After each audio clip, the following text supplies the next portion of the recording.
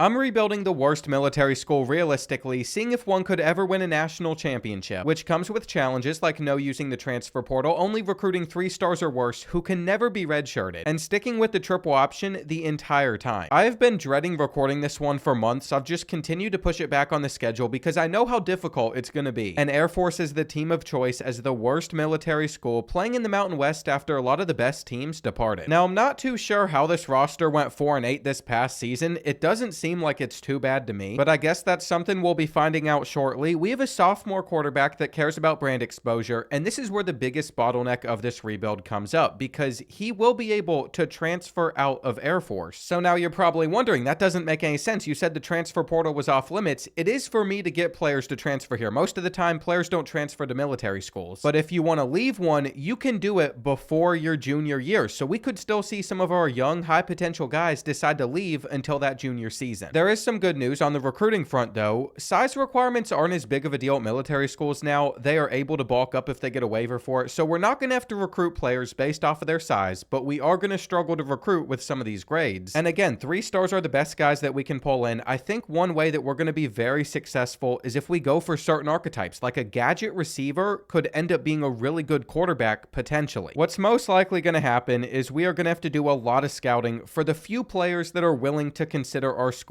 I don't want to recruit off a conference prestige because they're not going to stick around for a couple years. And one thing we're going to be looking for the most is, one, they can't be a bust. If they're a bust, then we don't want them. But what we really need is high throw power. So even an 87 throw power could be very useful. We got 88 on James Hicks, though he only has 84 speed. We got 87 on Titus Davis. Then there's 89 on Eaton, but he doesn't have as strong of an arm. All of this is something that we are going to take into consideration. And no matter what, some of those guys might be better builds for us potentially to develop, except pure runner could be an option as well. We got a Jim with 87 speed. The dual threat athletes don't turn out to be as good. A lot of pure runners only have 80 throw power, so that's why I don't love that archetype. 76 here. And keep in mind, that is for just one position. We have to worry about the halfbacks that we're getting. We're going to have to find fullbacks in this video, though we might do halfbacks, just make them fullbacks. I'm not sure, or even tight ends and move them over. I think pure blocking tight ends could be a big option for us as well on the offensive line. I'm going to more so want some agile guys. And I really wanted to just break down where my head was at with recruiting, because I think that is going to be crucial. Offensive linemen are going to be hard to come by. There were only a few agile guys that I was even able to find. And how we build up this team is some of the most important parts of our first few seasons. We're opening up the season against an FCS school. I didn't think we'd lose that game, but I knew our following ones would start to be a little bit of a problem. Nevada beat us by 21 points. Typically, they're not that good. Hawaii also beat us on the road. Now we're going to face off against undefeated Navy, where at least on the recruiting side, it's not like this is going to be a home game, so we don't have any guys visiting. There's not big battles for me to point out and say we need to be able to close them out either, because I think we're going to run away with the few guys that we have competition for, like this athlete. But of course, why this means so much is the rivalry. Navy and Army aren't in our conference. We're still going to be playing them every single season. And I'll hop into up to 3 games a year in the regular season part, just so we can see how good this team is while also forcing them to still win in sim. I'm not amazing at this game. In fact, we're currently down by 10 in the 4th quarter against Navy,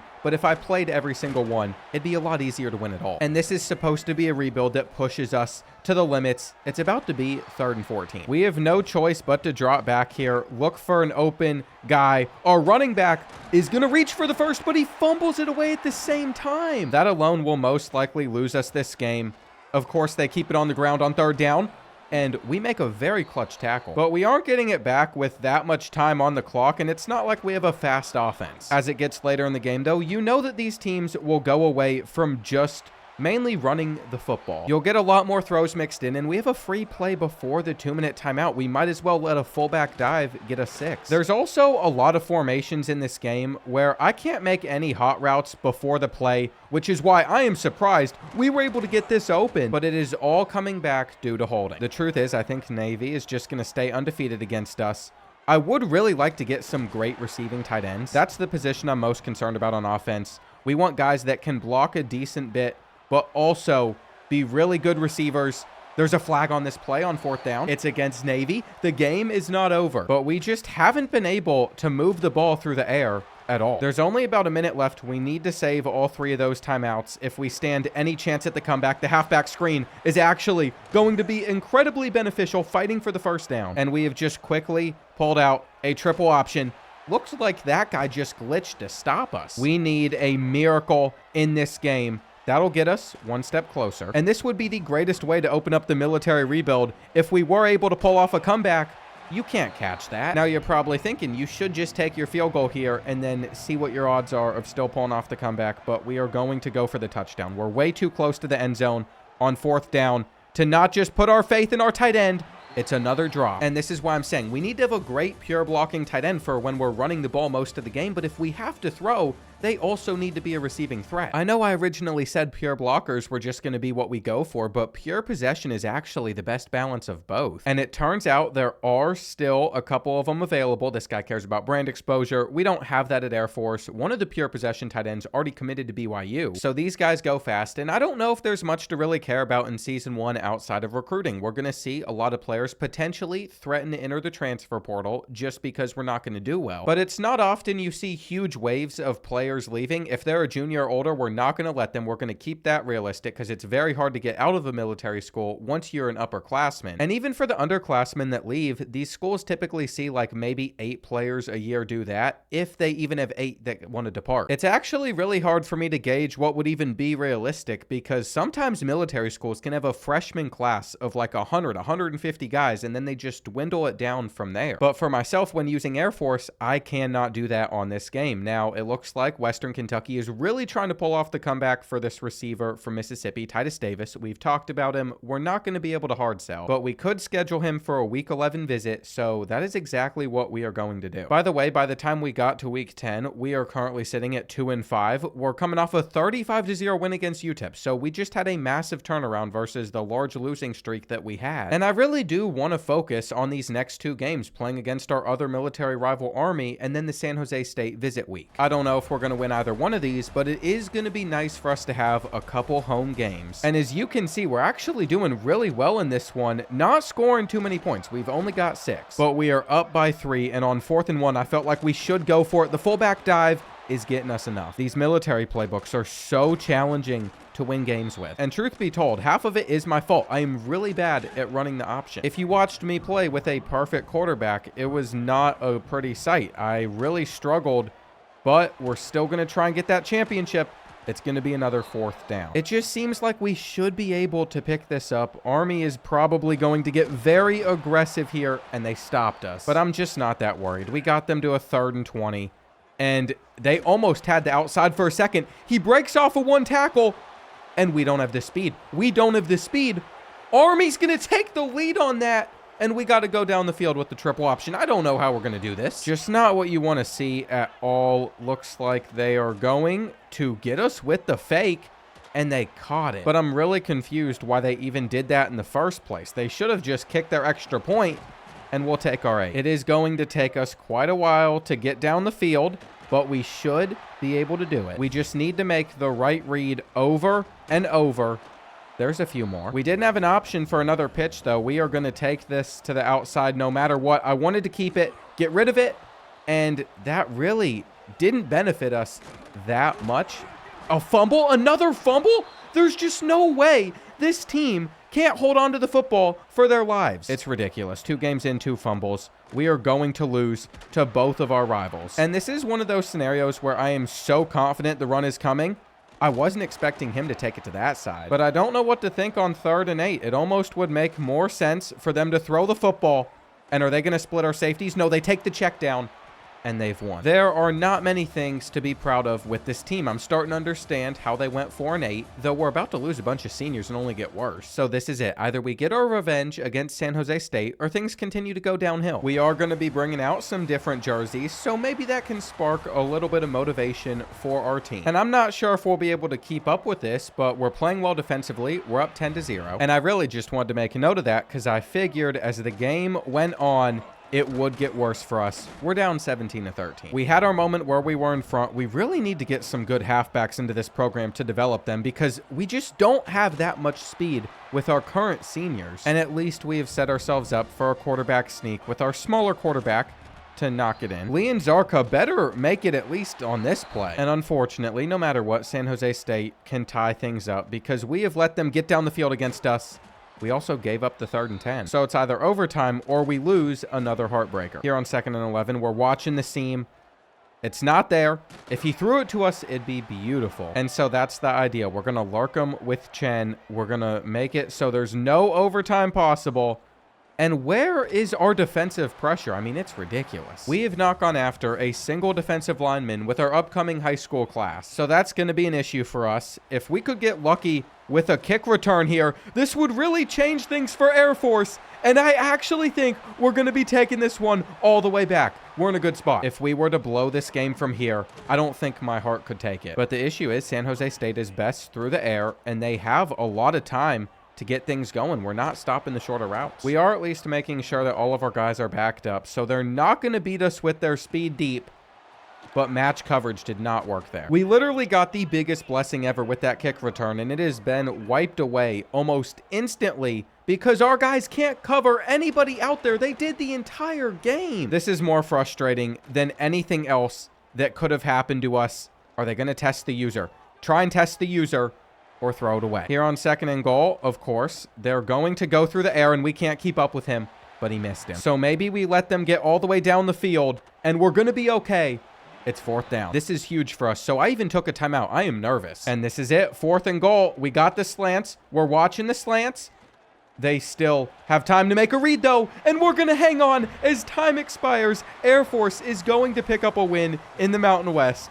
I thought I was about to blow that game. It is such a feel-good moment. I really wish that they'd show more of the rushing stats for quarterbacks instead of passing since we're military school, but they never do, and Titus Davis has signed. We have done it. This is the receiver that we wanted, alongside being set up to get a lot of the guys that were originally on our board, or even better, they've already committed to. Apparently, that win over San Jose State has just sparked us to play really well to close out the season because we took down UConn, we've taken down New Mexico, and if we beat 3-8 NIU on the road to end the year, we would finish 6-6, which is good enough to make it to a bowl. But here's the thing. We've already hopped into 3 games this season, so we had to simulate, and it went decently well for us. 15-13. We did not score a touchdown, but we didn't need to win. And I think these season stats are going to give us a good idea of how this team was and what we need to improve on next year. As you can see, we threw for about 1,000 yards through the air, but all of our success is going to be on the ground. We had a fullback go for 1,005 touchdowns. So with this playbook, we have to have a good fullback. We also are going to only get 2.3 yards per carry out of our quarterback that wants to transfer. I'm not sure the pure runner archetype was as effective as I thought it was going to be. And then on the receiving end, we literally might not check our receiving stats this whole video because I just don't think they're going to be that relevant. In fact, defensive stats might be more relevant if we got guys that are getting a bunch of sacks, though it looks like these guys outside of Hubert are all seniors, and we still did not have that many. Now, there were only 3 teams in the Mountain West that finished with a positive point differential. In fact, UTEP, who we beat 35-0, finished 3rd place in the conference at 4-8. It's just remarkable to see with a negative 103 point differential. So yes, I'm going to say it. I think the new Mountain West is going to be worse than the MAC conference, but that is specifically because we don't even have North Dakota State in here. The reason I didn't add them into the conference for this video is if I do an online dynasty, the menus are like twice as slow, and I just didn't feel like sitting through it. Now, I do think that we are going to retain one of these guys. We got a scheme guru, a tactician, a defensive coordinator with a C coach prestige, which is kind of the pathway I was planning on going down anyway. While our offensive coordinator is a motivator, I'm not sure it's as beneficial. Right now, we've done a little bit in recruiter just to make it so scouting is quicker. But with all the skill points we got throughout the season, I decided to max out everybody on the tactician side. I also really like the run block boost that we're getting to our wide receivers and tight ends. Our offensive line's going to be better, and hopefully we can find the perfect coach to complete our coaching staff. Now, Fernando Mendoza won the Heisman Trophy just like he did in real life, so we're getting a very realistic sim so far. We got Western Kentucky in the Idaho Potato Bowl, so that's a game we're really hoping to win, but I would even be more interested in finding a great offensive coordinator. This has a huge impact on our team, and I actually think that Gerard Parker is going to be our best option as a strategist. Theoretically, what it should do is limit the number of players that want to transfer in their first couple years while they still can even more. We only average 18 points per game, though. Our offense just was not that impressive. And would you look look at that. We are going to get snow to end the season on Boise State's field. I could not think of a better way for this to go.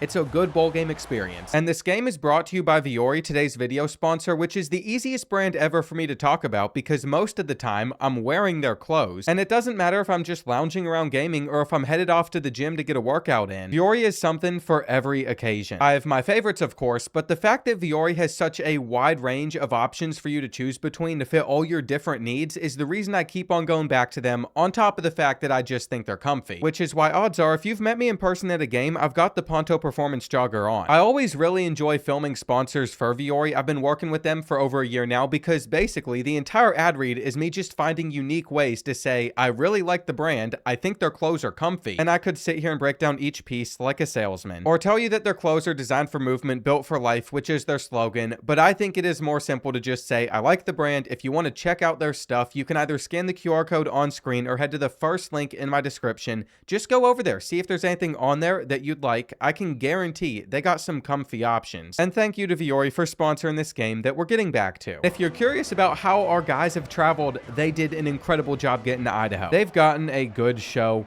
as well. I'm glad that didn't count as a pitch because we centered ourselves up to go up 17. We're not having an issue scoring. As the game goes on, though, I've noticed teams tend to creep back into it against us. On 4th down, I just left him open because I was worried about a crosser. So maybe we can end it here, get the Hilltoppers off the field, and secure the Idaho Potato Bowl for Air Force. This is a very good first season. They're throwing it straight at us. We can't catch it, but that's okay. We got the result that we wanted. I'm very happy with it. And we were also able to secure the offensive coordinator that I was really hoping for. It also seems like even though there is still a risk of some of our players transferring away, it seems to be a lot lower than I was expecting. And would you look at that? Somehow Miami and Indiana get to the national championship in this dynasty as well. Indiana wins the entire thing. Baylor is just standing out like a sore thumb. But there were some other teams in there that also made no sense. Clemson, you are not off of the hook. We have a high persuasion chance at getting a lot of these guys to return. So this is what I was hoping for. In fact, if they are a junior, I will make sure that they come back no matter what. It's just due to military rules. Once you're an upperclassman, it's a lot harder to leave. And we're going to see if some of these sophomores and freshmen want to stick around. We're going to fail on that sophomore. It's not the end of the world, though. I think the rest of those guys are all coming back. If you're curious how I can do this, if you take the transfer chance down to 0, it'll go to guaranteed. So this is how you can keep around certain players if you really wanted to in your dynasty. However, what I didn't realize is because Air Force isn't a big school, we can only convince 5 players to return. So some of these juniors are still going to be transferring. They're going to be breaking the rules because I didn't manage this properly. And I just have to live with that. Now, as you'll see, we are going to have 1 player drafted in the 7th round. Our defensive tackle was solid. But when this is what the rest of our team is going to be looking like, there is a lot to be concerned with. Now, these guys could still progress, but the juniors are going to be seniors. The sophomores are going to be juniors. We kept around our starting quarterback. And without being able to use the transfer portal, we are literally just going to be looking for more high schoolers to go after. Now, I got to see who is actually offering scholarships out. It seems like BYU is going to take this right guard away from us. We can't hard sell on him. It's very annoying how that works. It seems like there are some corners that we're going to be able to add to our board, though, which we desperately need. If I'm just being honest, if I lose any battles, if I don't sign a full class of 35, I will be very salty because we have tried to set up our team for success in the future by bringing in as many guys as possible. And I'm actually starting to think I might have even gotten too many receivers in trying to figure out who could be a good quarterback for us. As you can see, there is a lot of Falcons logos going around, but one thing we didn't find is very many gyms in this class. So I know a lot of these guys are going to have normal development. If we can get star dev on a player, it's a big deal, but this guy's a north-south blocker. And I think my idea with him is we're going to make him a fullback instead. Now, as you can see, we got star dev on one of these receivers. We got a pure possession tight end with star dev, so that's a great start. And most importantly, what we really need is a quarterback with a high dev trait. Impact isn't that good, though, for a gym. That was the one gym that we signed in this class, but we're just going to have to deal with that. Our recruiting class with 35 3-stars is going to be 52nd in the country. That's the best that we're going to be able to do. If you compare that to the rest of our conference, though, it is far ahead of every other school, including UNLV, who is a top 20 team. So I do think it'll be good enough to win the conference. I just don't know about a national championship. Now, in moving underdog over to fullback, he's going to fall down to a 62 overall. It won't even let us do it right now. And I think it's because we didn't get enough running backs on this roster. That's the issue with not being able to use the transfer portal. At least Owen Allen is going to be a really good fullback for us, but then we're going to be back to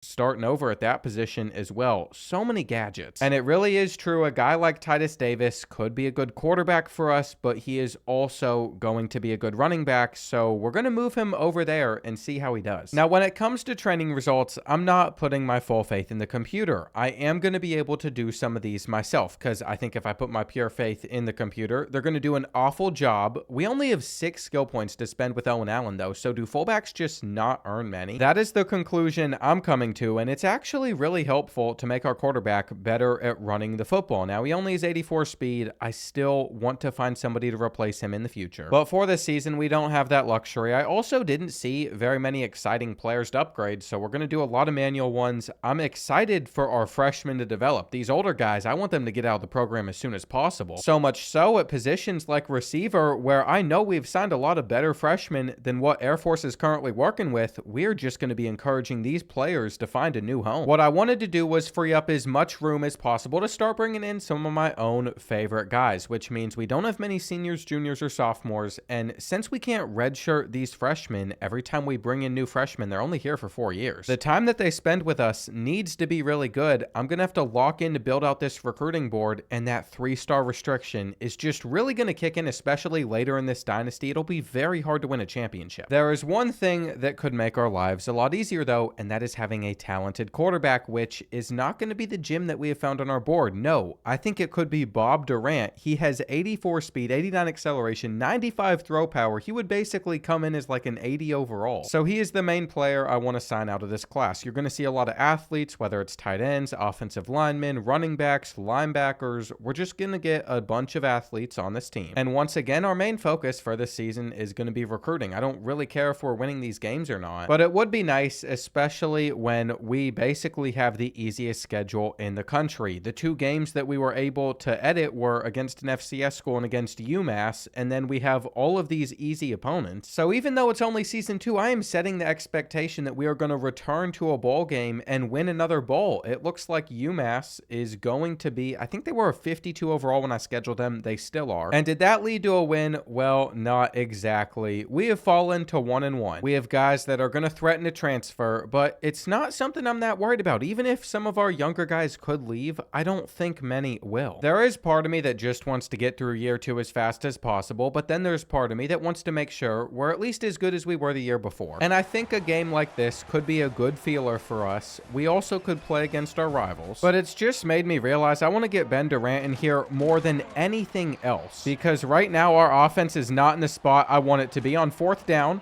we threw it. And that was nice and all, but we were about to get stopped by the Spartans. They have done a very good job against us. We can't run the ball. And that's a little bit of an issue when you're trailing by 4, when you need a touchdown out of this drive, and you're just going to have to scramble for it. Looks like we're going to get that run on the ground, though. What a move from Liam. Hang on. We got to give him his props. We still got to lock in on defense. And do not forget, our defense is the reason we were able to beat the Spartans last year. Now, they're going to have a trio stack over on this side of the field. I'm trying to guard the hitch. He still caught it. So it is now 4th down. I can't guard both these guys over the middle, but we're not sticking with him either. I have a rough idea of how this game is going to end, especially after that completion, the broken tackle, knocking him out. But they're probably about to get in here. Looks like it will be a run, and we'll call a timeout. Never mind. We don't even have to, because San Jose State did for whatever reason. There's 2 guys coming across, and it is 3rd and goal here. Just watch in the middle. Can't give this up. He isn't going to test the user, but he is going to scramble, and it's 4th and goal. You know, in this situation, you should be aggressive. This is just way too passive for me. You either win the game or you don't. Are we going to get another lucky kick return, though? That is what we are looking for. Not going to break it. And I guess we're about to find out if any of our freshman receivers are able to make a play. We're just sending this one up, and he drops it. This is really, really frustrating. Looks like the reverse is only getting us a few. And if this play doesn't go very well for us, then we're just going to have to be content with heading to overtime, but we could still get in field goal range. I don't understand why that corner is playing the way that he is over on that side. I mean, it looks like we could have another chance at a jump ball, and this time we hung on. Don't tell me our physical route runner isn't going to get open in a situation like that. We're going to hit the field goal with our freshman kicker for the win. And that's exactly how you win with Air Force. You send up balls to your huge receiver after running all game. If they're going to leave corners on an island, that could be open more often than not. We also can hard sell on Bob Durant, but I don't think it's going to benefit us. Our brand exposure and pro potential isn't good enough to do this. We're going to have to start scheduling some visits. I guess we'll do it against New Mexico after our next game. And you know what? If we got Navy in between, we're just going to play 3 straight and see if we can win all of them. When it comes to jerseys as well, Air Force is deep in their bag. They have a collection of just incredible stuff that they put out. So look good, feel good, play good is a very real thing. We were trying to follow that drag there, but we gave up a touchdown. And what it means is with a little over 2 minutes left,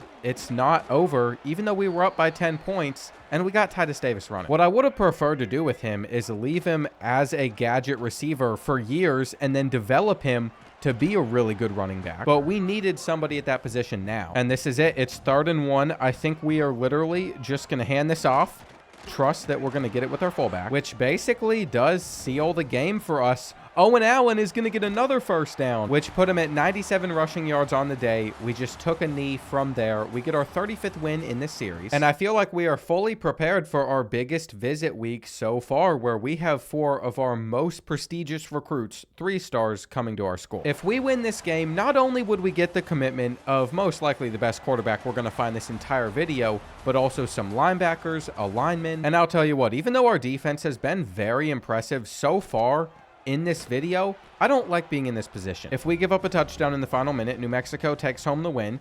They're going to throw it at our user though. How did we miss it? It is now 3rd down. We're going to bring Hendricks down a little bit just because I thought a run was a potential option for them. We can't get there in time. And that's a perfect example of why I'm trying to get more linebackers that are athletic on this team. It's going to be a few years before I have all the players in that I actually want to use. Looks like we should be getting a sack here though. He threw that away. Interesting stuff. New Mexico could have had a first down, but it stops the clock at 25 seconds left. We are still sitting in a cover 4 look and just make the tackle here. That's good. They're going to come up, spike the ball, but we need as much time to run off as possible. We don't want to give up big plays. And as long as we keep on dropping everybody back and we don't have anything awful happen, we are going to be okay. I think this is it. 1 second remaining. Either they get a touchdown here or not. We got a double team over on that side.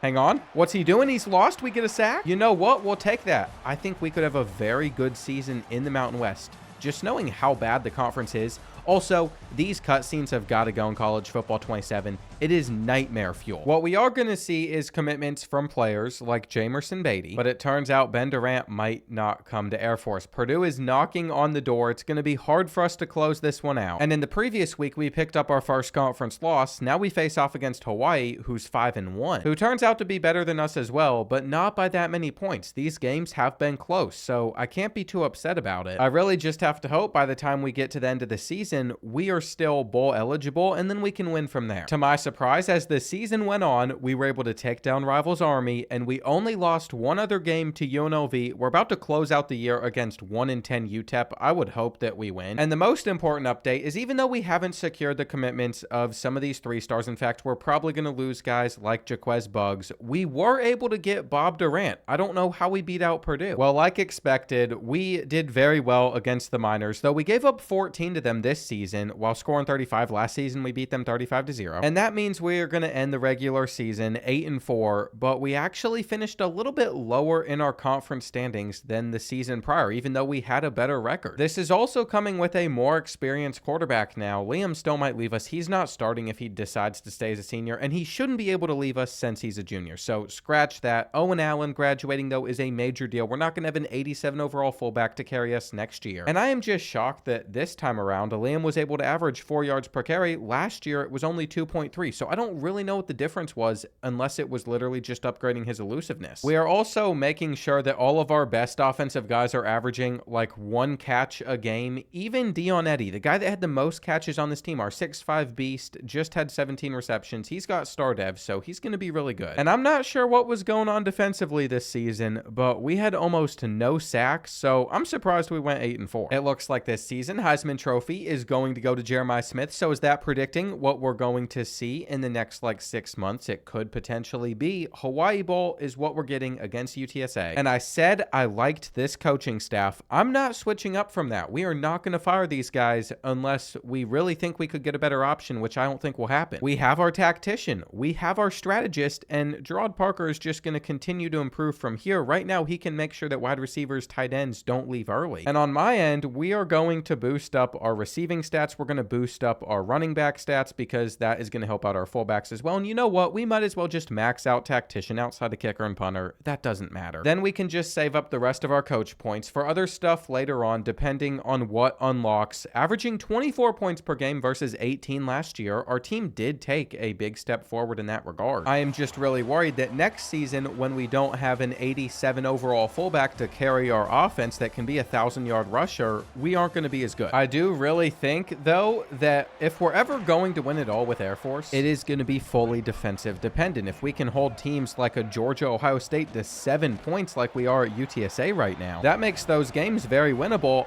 I can't believe we're pulling out a jet touch pass here, but that's what it said to run, and we fumbled it. We fumbled it as well. That is ridiculous. I'm challenging it. We can't have 3 fumbles this early in the video. I've only played like 7 games so far.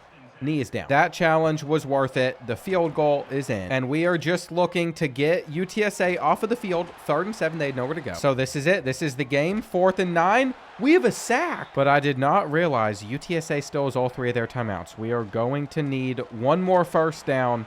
Not coming here. There was nowhere to run. This is the Sheraton Hawaii Bowl as well, by the way. I don't think I've ever stayed at a Sheraton. I'm more of like a Marriott, a Best Western, a Drury Inn type guy. But they got the sponsor for this bowl game. We're trying to win. The blocking's terrible. The blocking's terrible. We have to give it back to them. If we hit this field goal, though, which it looks like we're going to, they need a touchdown with 1 timeout. And you might think that's going to be very challenging, but they have been able to make it pretty far down the field. 13 seconds left now. Here we go, 2nd and 10. Watching that route with Daly. He's just getting rid of it. And we might switch over to cover 4 here. Looks like they're ditching it again. Well, that brings up this 4th down.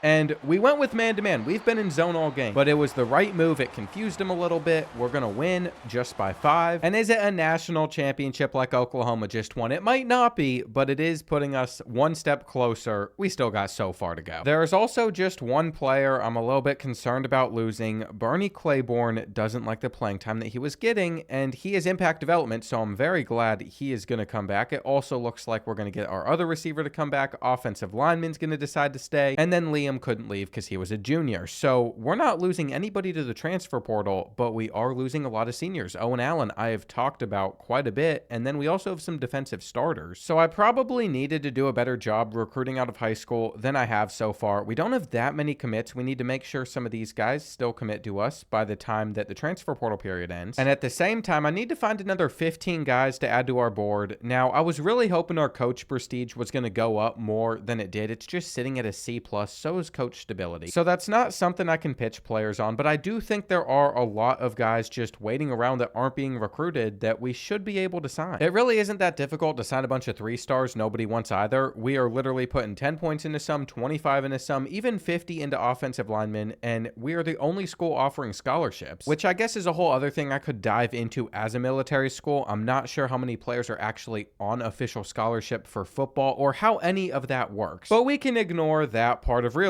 We're trying to win a national championship with a military school. It's not realistic anyway. This is no longer the early 1900s whenever these schools were winning national championships. It's a completely different ballgame. And I'm already really excited about this class because I'm 2 players in, but one of these offensive linemen already has star development. It's a very good start. We really need to look at the quarterbacks, though. That's what we're most interested in. And it's not like there's an elite dev anywhere mixed in so far. Now, Jaron Gardner is going to have star development. This is the guy that I wasn't too pumped up about because he has 78 speed, 82 throw power, but Bob Durant is normal dev. Oh, this is not good. If he even had just impact, he could have been so solid throughout his career. I'm sure his skill caps aren't going to be the best either. We got the 51st class, slightly better than Kentucky. Again, though, those rankings really don't mean that much. I guess we're still going to be starting Bob Durant. I mean, he's a 79 overall. And Jaron Gardner is going to come in as a 67 overall. We have so many athletes. So we still are going to have to develop him for a while before he's good enough to play, and he's a lefty. We also have this kid that has just 79 speed that was supposed to be a running back for us, but he is 226 pounds. We are going to put him on our defensive line instead. And as we head into player progression, for a lot of these guys, I'm not going to do too much with them. But for some of the younger players, even quarterbacks like Jalen Holmes who have impact development, I'm actually very curious to see how we could develop them. One thing I think we learned was getting the elusiveness up is very important. 87 speed on him as well. I don't know if accuracy is going to be the most crucial thing for us to do, but he's going to be a 77. And he might even be the best option for us. George Dog had 800 rushing yards, but he's a north-south blocker. I always talk so bad about this archetype. The speed has to go up first and foremost. 86 is what we're stopped at. And I have to admit, I am a little confused on why this is even an archetype for a halfback in the first place. If we move him to fullback, he still drops so much in overall, but he will be our best runner for the time being. Cliff Robert, he is a blocking fullback. I'm thinking that they should be really easy to get their overall up, kind of like blocking tight ends, and maybe that will benefit us in sim, but with his skill points run out, he's only a 77, and he isn't the fastest. 75 speed just isn't ideal, but maybe another thing we could do is get some of these pure possession tight ends to move over to fullback in the future if we develop them really well, because we should be able to upgrade a lot of stuff that matters. So that is in the back of my mind as well. Dion Eddy is going to get up to 89 speed. I think he was at like 84, but he had 48 skill points. So we have spent them very, very wisely. And after all the training results, this team might not have the top end talent that past rosters have. We also might not have the most depth either, but we needed to get some of our guys in the building, and we'll develop them from here anyway. I fully expect this next season to be a little bit of a train wreck, but with only 10 seniors, 5 juniors, and then 35 sophomores and freshmen, we just need these guys to stick around. And then maybe we could win a conference championship with Air Force. Now, we still have to decide, do we want to start Bob Durant or not? It looks like his accuracy can get a lot better, and he also could get more elusive and faster. So even with normal development, we are going to pass up on Jalen Holmes for the time being, especially since he might be a little bit more elusive, but he isn't better. Our first few real tests will come against Delaware, I think Northern Illinois, and then an FCS school. So it'll give us a good gauge on how this season should go. And it could be a little bit rough. Delaware, we lost to 7-3. Northern Illinois, we lost to by 9. Even though we beat an FCS school, we're always going to do that. And if you're wondering why I wasn't even too worried about recruiting, it's because we do have 5 gyms on our board. It's the most gyms we've ever had, but outside of Gabe Slater, we don't have competition for these players. It's also hard to get excited about them before we see dev traits because they're just 3-star. Stats like this on a quarterback aren't all that. Even on a running back, 90 speed, it would be okay, but it's not the best. Same with the receiver, 90 speed here. And finally on Tucker Eaton, 87 speed, so there's a chance that as a tight end, he's the best one we find. We might as well just try and turn our season around too by playing against Navy, seeing if we can get anything going offensively. But I do believe that we are just going to have to wait at least one season for us to get even a little bit better. We keep finding ourselves in close, exciting finishes,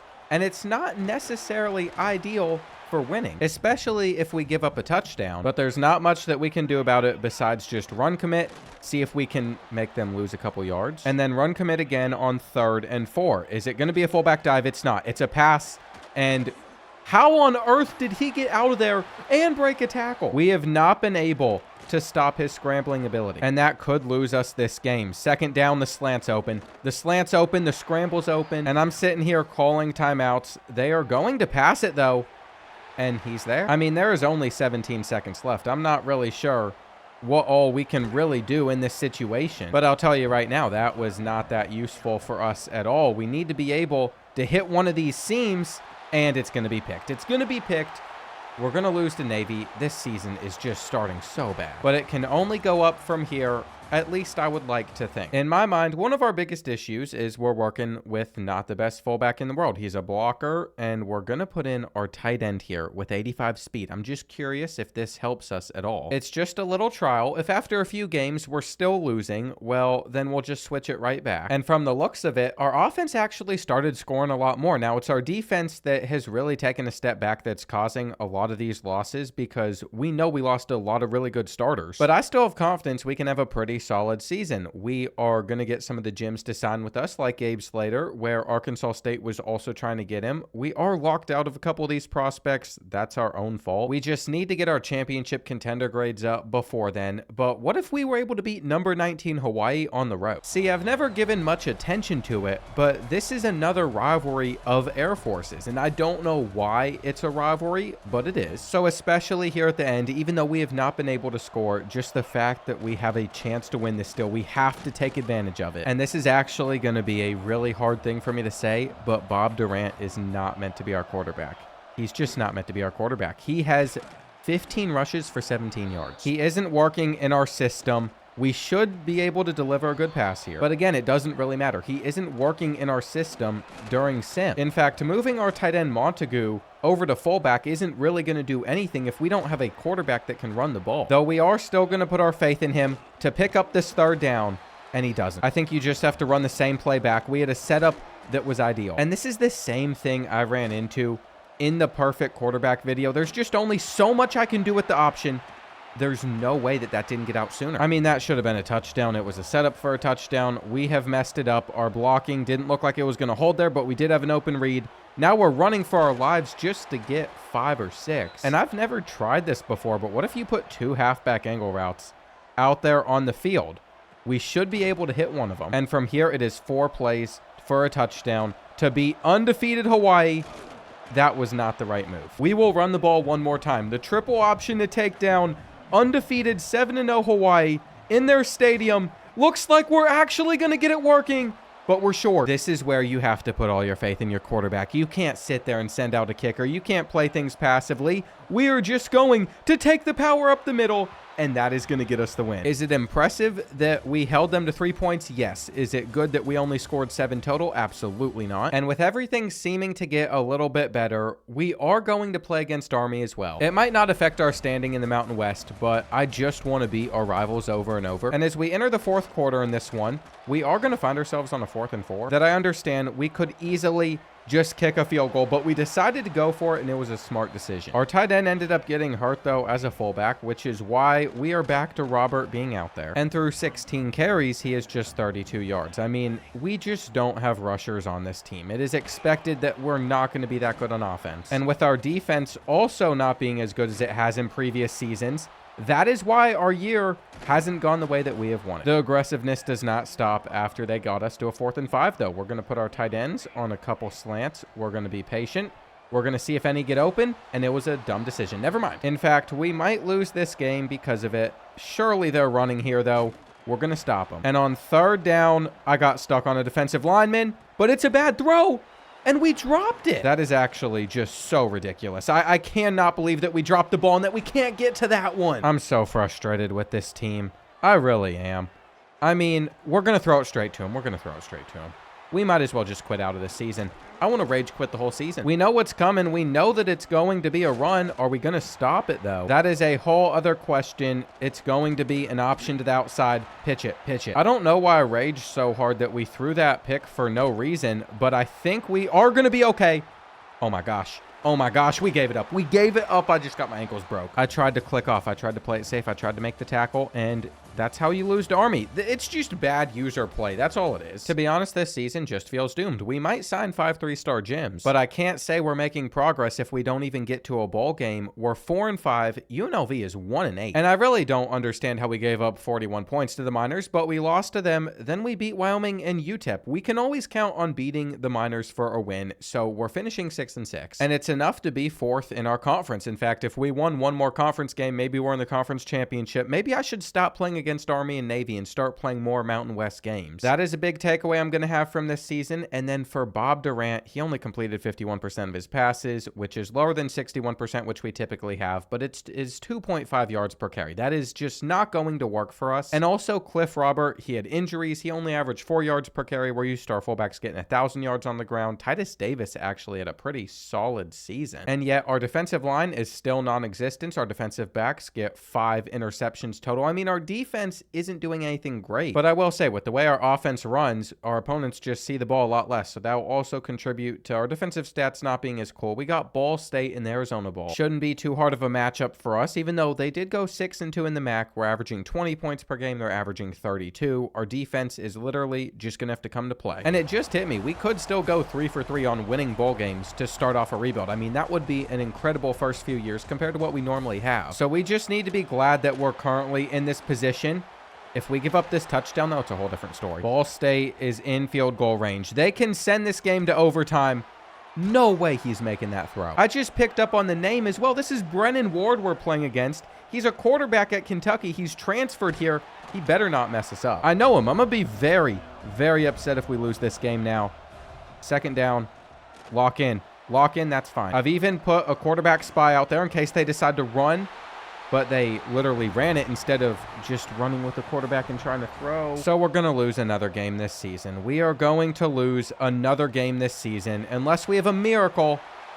Does that look like a miracle to you? It's not. This entire season can be summed up as a full year I want to forget. And this time around, it's Auburn that's winning the national championship. We're in a very interesting spot, by the way, because we have a freshman center with star development that is not going to be returning. He has decided to leave the program because he can, and literally every other one of these players might just decide to come back to Air Force. Actually, we're going to be losing a receiver there, and he was a gadget, so we are probably developing him to be a running back. That's a little frustrating. Senior-wise, I'm not going to miss any of these guys, not even Liam. And we did lose out on one of these linebackers to Ball State, so we took another loss to Ball State outside of our bowl game. We're going to secure this commitment. I didn't want to sign a huge class. It is next season I'm going to try and bring in a big one. We're still ranked above a few teams in the country anyway, and Hawaii, after finishing inside the top 25 multiple years, is still not signing a top 50 class like we had. So with our guys developing, I do expect us to win the conference in the next season or two, maybe 3 years out. Sometime in the next couple years, we're winning the conference. Couple star devs throughout this class. I like to see that. Most importantly, though, I feel like we have to figure out what to do about this fullback position. And I don't know if it's as simple as moving over someone like George Dog. He just becomes a 72 overall there, but he would be a better runner. And another thing we could do is also take one of our pure blocking tight ends and make him a fullback too in the future. If we were to just take a look at the rushing stats out of DJ before he got injured, it was 2.1 yards per carry. We are going to keep him as a tight end. And you know what? I'm going to do it. I'm going to move George Dog over to fullback. He's going to start for us, even if he's a lower overall. And I will also look for a Jim fullback in a future class. He's going to be a 74. I tried to get his overall higher. It didn't work out too well, but another thing that interests me is the pure runner archetype as a quarterback instead of just going for some of these dual threat athletes, because they can get stuff like option king, like shifty, like sidestep, workhorse. And after upgrading Jalen Holmes to 88 speed, 90 acceleration plus better accuracy, I might have been overlooking him. He's not the higher overall quarterback, but he is going to be able to run the football more effectively. And I have to factor that in. With Dion Eddy up to 93 speed and over 90 route running in every stat, it's going to be nice to have him getting open on basically every play too. We're going to get his awareness up to 58. Nothing too impressive there, but I have an idea of what this offense should be this season, and I think it's going to be a major step up. I'm also not too focused on recruiting once again, just because we can't sign that big of a class without having to encourage some of our juniors and sophomores to transfer, but the 2 following seasons, we're going to need huge classes. So recruiting isn't going to be my biggest concern if we're ever building a championship contender. For now, we just want to see how our offense does with Jalen Holmes. And our first game wasn't too bad, but then we lost 36-0. We lost 36-0 to Northern Illinois.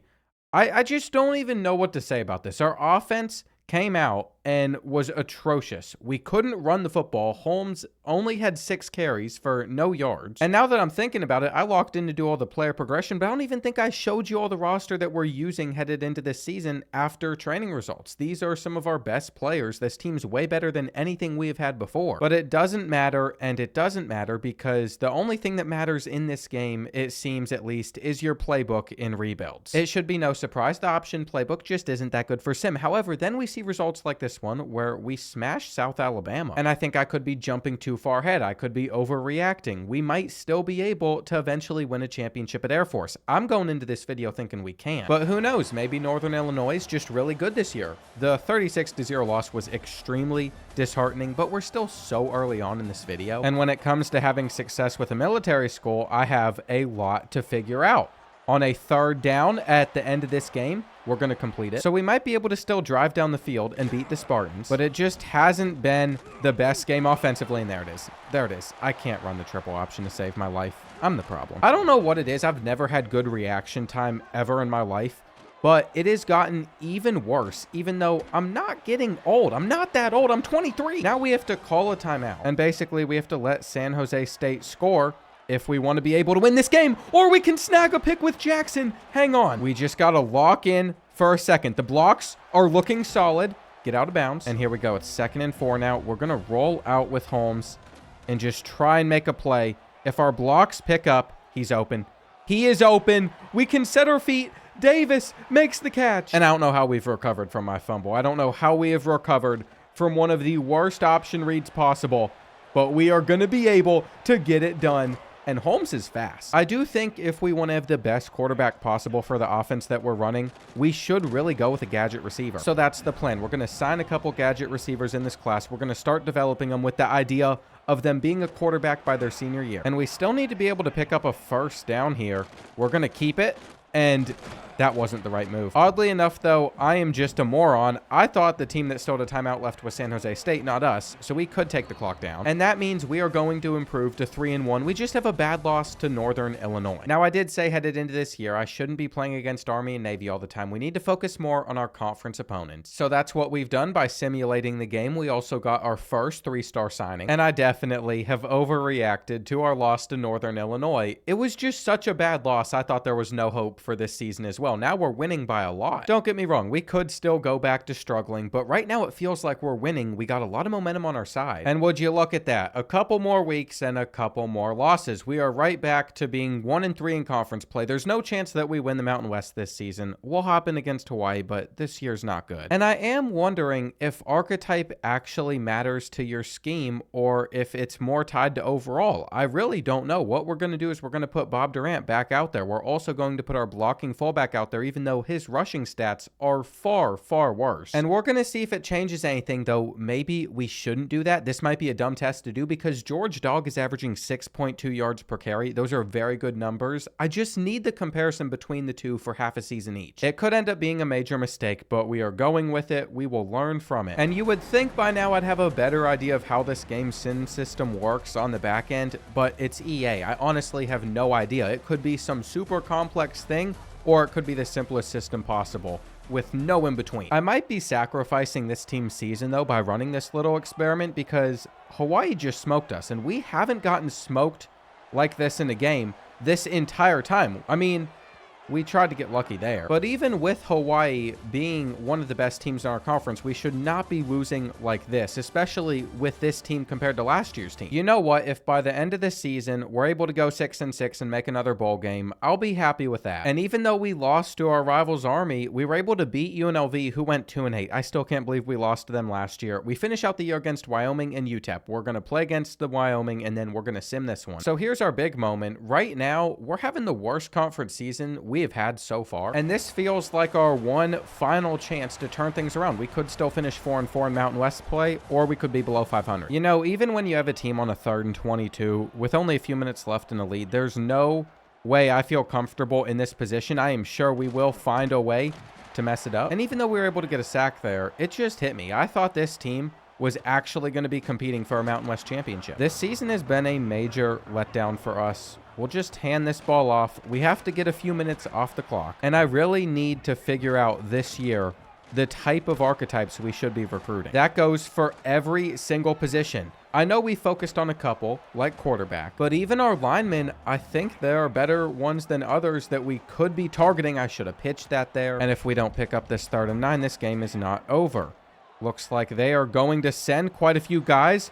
We're trying to make a play with Durant, and he has it. He's also in bounds, so that'll do it. But still, even if we do finish this season with a win over UTEP like we always seem to do, I am not happy with how this year went. I set my expectations too high, and that's my own mistake. That was a nice win, by the way, for us to finish 7-5, but we've just been a mid-table team inside the Mountain West. It turns out Northern Illinois was very good, so was Hawaii. But now we have some season stats to look at. Jalen Holmes wasn't throwing for any touchdowns at all. That's the biggest takeaway I have from this, even though our sample size was small. And when it came to yards per carry, Bob Durant was actually a little bit more efficient, but he didn't have the rushing touchdowns. So I don't know if there's any takeaways that we can really have from this. We're seeing more yards from Durant. It does seem like overall mattered a little bit there. Titus Davis had an injury, so he didn't have a huge rushing year. George Dog, his yards per carries ended up dropping, but it was so much higher than Cliff Robert, who was only at 2.8. So archetype does actually matter. Their stats actually do matter. That is very refreshing to see. Receiving wise, I don't know why I'm looking still. We already know there's no takeaways there. Our defensive tackle, Earl Shaw, led the team in sacks, but our playing style deal breaker is most likely going to cause him to transfer. Except, spoiler alert, I keep forgetting, he's a junior. He is stuck with Air Force. You're not leaving the Army, buddy. I also really haven't paid that much attention to high school recruiting. It'll be interesting at the end of the year to see which guys we actually were able to sign. If we could just go after transfers, this would be so much easier. I think we can beat Charlotte. And this would put us one step closer to, if we really wanted to, unlocking the coach abilities in the strategist tree. We have to win 4 bowl games to do so. Then there's a lower chance that players transfer. I still don't know how important that is, though. I almost want to go with architect and motivator a little bit, since talent developer is just going to be extremely hard for us to achieve. Either way, that is an issue for us to figure out years down the line once we have saved up so many skill points. We've already maxed out some of the basic stuff that we wanted for now. 20 points per game on average this season for us. And Charlotte is a 54 overall team. So if we can't be a 54 overall team, I know the overall system's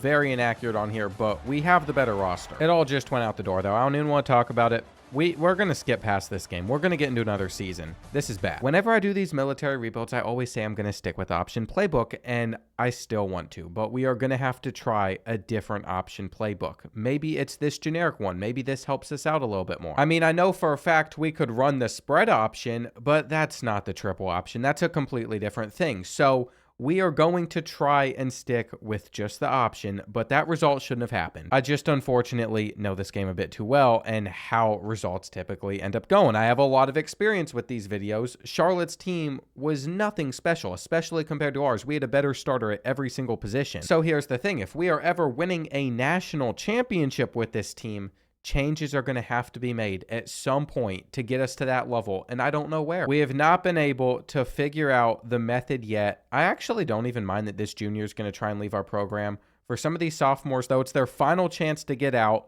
and we're going to convince 1 to come back. We're going to convince 2 to come back. We're going to convince 3 to come back. We are going to convince 4 to come back. And are we also going to get Vaughn? No, we are not. It's okay, though. I also didn't sign that many players out of high school. At least I wasn't putting effort in, and we still signed 14 of them because I knew we'd have to cut some guys if we did this. But you know what? For us getting our first elite dev player, maybe it was worth it. I also would like to point out 2 gadget receivers right now. Celicia, I don't even know how to say the rest of his name. He is star dev, and we also got star dev on Hugh Mustard. Hugh Mustard could be our future QB. It's just something that has to be noted. I've also kind of figured out if you develop a pure blocker tight end into a really good pure blocker, they don't convert that well to fullback. So there's not much of a reason to do that to find the best fullback possible. If you go for the pure possession tight end, they become like a 80 overall fullback. But again, nothing too special. If you go for an east-west playmaker running back, they also don't translate well to that position. So I'm not really sure there's a good solution for us. Now, we do have a couple gadget receivers on this team, and this is important because these gadget receivers are going to turn into either running backs or quarterbacks for us. I think we got to experiment with running back first. But then Bernie Claiborne becomes an 87 overall pure runner, and that is why we are going to make him a quarterback with his 87 throw power. I also tend to take gritty possession receivers and make them tight ends. They become a little bit better there. We don't need tight ends with this team. It's like the one position that we have absolutely no need for another tight end. But that's just a note. Also, these agile offensive linemen become raw strength at other positions and higher overalls. So you can just add that to the list of things I'm picking up on. I actually think that pure blocking tight ends are just the easiest way to get first round picks. I mean, it's so cheap to upgrade their blocking. It literally makes Kareem a 95 overall. And with a couple awareness upgrades, he's a 97, all while being useless for us out there on the field because he only has 67 speed. This is the guy that we're concerned with, though. Bernie Claiborne, can we turn a receiver into a good quarterback for us? I mean, the throwing stats, they aren't going to be good. We have to accept that heading into the year, but it's these running stats that when you look at them, you think there's no way that he's not a beast. I was thinking his speed would at least upgrade, though, and that was a huge mistake because we're going to get Option King as a silver ability, but none of these other ones, and we can't even get Shifty. What could be really fun, too, is if we use Bob Durant as a third down quarterback. We have a 2-quarterback system. This is our runner, and then Durant is our passer if we ever have to throw, but you just can't do that in Sim. I think Jalen Holmes with his 92 speed is still our best rusher, but he didn't do that well during Sim last year. So really, what do I know? Aries Eaton is going to be an 87 overall running back. We're going to have like an 85 too. And guys like Larry Dirth, we are developing for the future. He's got star dev. Looks like his speed is already going to be maxed out, but that's okay. His elusiveness can get super high. And this is the most annoying thing ever. Just another bug I've picked up on. You have to sit and stare at this screen that is unusable for like 10 seconds after upgrading one player individually. And then maybe if you play around with the screens, it'll go back to normal. If you can't tell, I'm a little bit grumpy. Maybe I've had a little bit too much time on College Football 26. I'm ready for 27. I'm ready for a new experience. I just want to at least get some teasers. I'm ready. To change up the tune of this video, though, I woke up this morning, opened up my YouTube comments, and just started reading them like I typically do. And this one completely tore me up. It'll be popped up right here on the screen. And I just want to take a second to say if you're going through anything mental health wise, I really hope the best for you. I've said it countless times. YouTube videos for myself, that is kind of how I cope with it. So it's cool that I get to be in that position to do the same thing.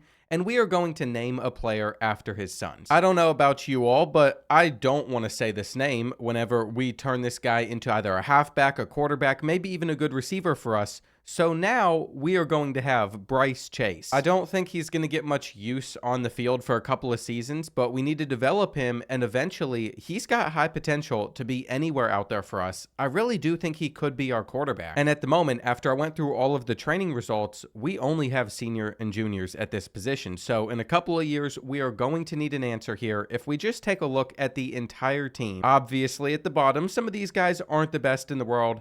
But once we get to the top, this roster is starting to come together a little bit. I did think we'd be a higher overall team, though. Only having 4 seasons to develop these guys with no redshirt year makes things very difficult when you're going after only 3 stars. And somehow, after we beat FIU, our championship contender is still going to fall to a C-.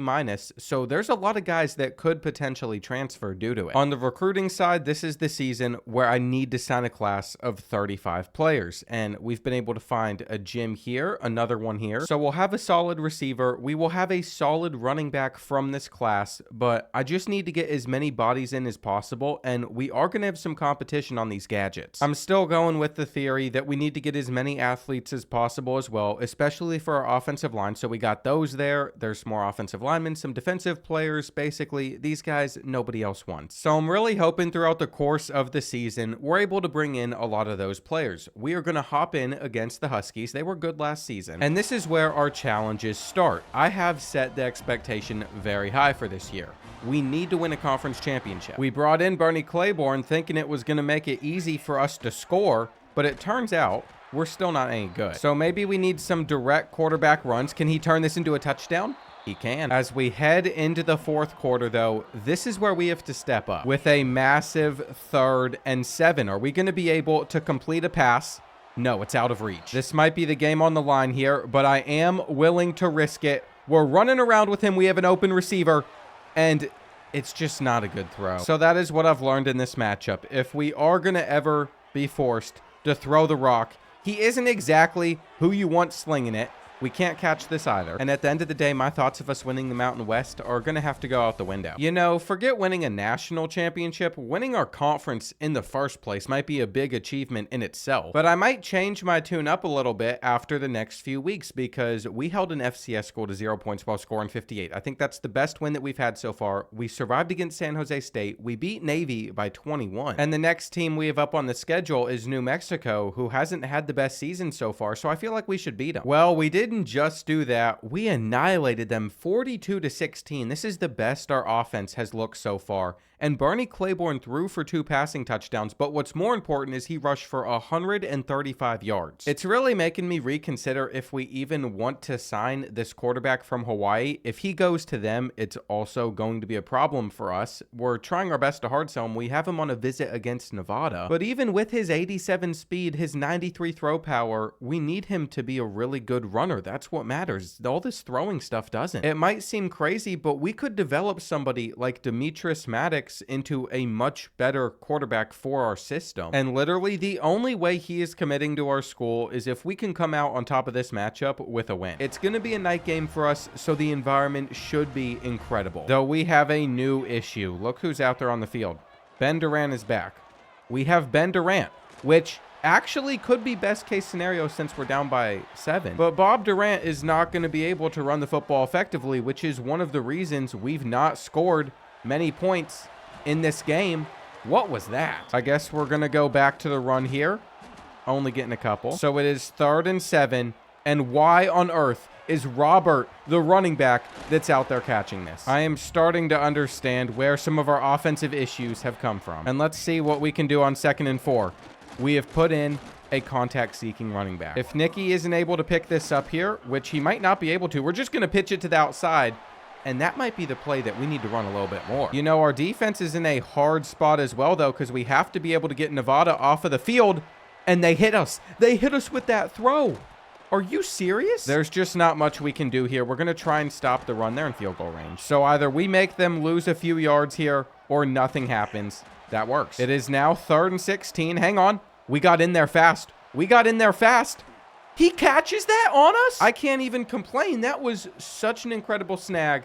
They put it where they needed to, and we're going to lose. That basically writes off our quarterback that I thought could be incredibly good. But you know what? It's not the end of the world. Bryce Chase, we could get up to like 97 speed if we just progressed his quickness. He has star development, so he'll do just fine. The only real issue is now we have to play against John Talib for the next 4 seasons. From this point, if we are going to get to the conference championship, we can't lose to Hawaii, but we'd also have to win the rest of our games. And it really seems like injuries is what's going to mess up this season. We were cruising through the year. What's been nice about this one, though, is we did get Bernie Claiborne back, and we have had no issues against Hawaii. In fact, I would argue this is some of the best football we have played all season. There have been plays like this where we lose yards, but all we need out of this drive to seal the game off is a field goal, which isn't that challenging to get whenever Bernie Claiborne can just take off at any moment. Here we go. It's 3rd and 3. And he is just going to run it straight up the middle. So not much Hawaii can do. It is nice to have him back. And I have gotten a little bit more curious on if he can even throw the football at all. This is a good opportunity for him to prove it. The point is, about every throw for him is a challenge. He can't lead receivers well, but we can score. And what it all comes back to is how our defense plays. We held Hawaii to 0. Some of our gadget receivers are also starting to commit, but now we have to simulate our final 4 games, and a lot can change in that time period. I'm really hoping by the end of it, we could be in our conference championship, but it doesn't seem that likely. And that's a real disappointment because we'd win our next 3. We close out the season against 1-10 UTEP. We all know what's going to happen here. But even with a win, I don't think we're going to be in our conference championship. You might be wondering how that's possible, since we are ranked in the top 25 for the very first time, and the only other team from our conference here is NIU. But it turns out Nevada went 9-3, 7-1 in conference play, so we're 3rd in the Mountain West. It's actually a really sad way for these seniors' careers to end. 8 interceptions from Bernie Claiborne. We knew he wasn't going to be as efficient through the air, but he was our leading rusher. It was our fullback that, again, just wasn't that impressive. And all 4 of those guys leading the team in rushing will be graduating devastating. We're also going to be losing 2 of our top 3 receivers. We had a guy get 8.5 sacks, and Dishman is returning for his senior year. But unfortunately, no matter how many 3 stars we sign, this team will be getting worse. We're just going to lose way too many seniors to graduation that had a huge impact on this team. There's really not that much that we can do about it. NC State is who we have to play in our bowl game. And hang on, this is a real challenge for us. We're going to have to play against a Power 4 program. We haven't played against a Power 4 program this entire video. Our schedule has been about as easy as it possibly can. And if there's anything I've picked up from this game, it's that NC State's got a really good defense. We have to just hand this one off to our fullback to make sure we get the first. And we have not had a very good time when it comes to successfully running the triple option against them. We don't need that much more, though, to just get into the end zone. Bernie Claiborne can't fight, which is going to bring up a huge 3rd and goal. Just take it in. Just take it in. Another thing I've picked up on in this game is our defense isn't necessarily bad, but they have worked it down the field against us way too many times. They're going to have to kick 3. And after getting us on a 3rd and 11, we're just going to throw our corner route and snag it. A good drive with a touchdown wins us this game. That is what we're going for here. It's a fumble. It's a fumble that somehow we recovered. I don't know what you're supposed to do in that situation, though. We had an opportunity for a huge play if the pitch just actually worked. And this is wild, but we are not running the triple option on 3rd and 1. We just handed this one off, and Eaton is going to take off. He's going to have a touchdown here. We're up on NC State. We all know what happens at the end of these games, though. Offenses come alive, and we get a sack. Kevin Landers might have just made the play of the game, except we're missing a tackle. That guy is quick. And it is now 3rd and 6. We got a quarterback spy out there. I think that's actually going to help us quite a bit. What are we doing?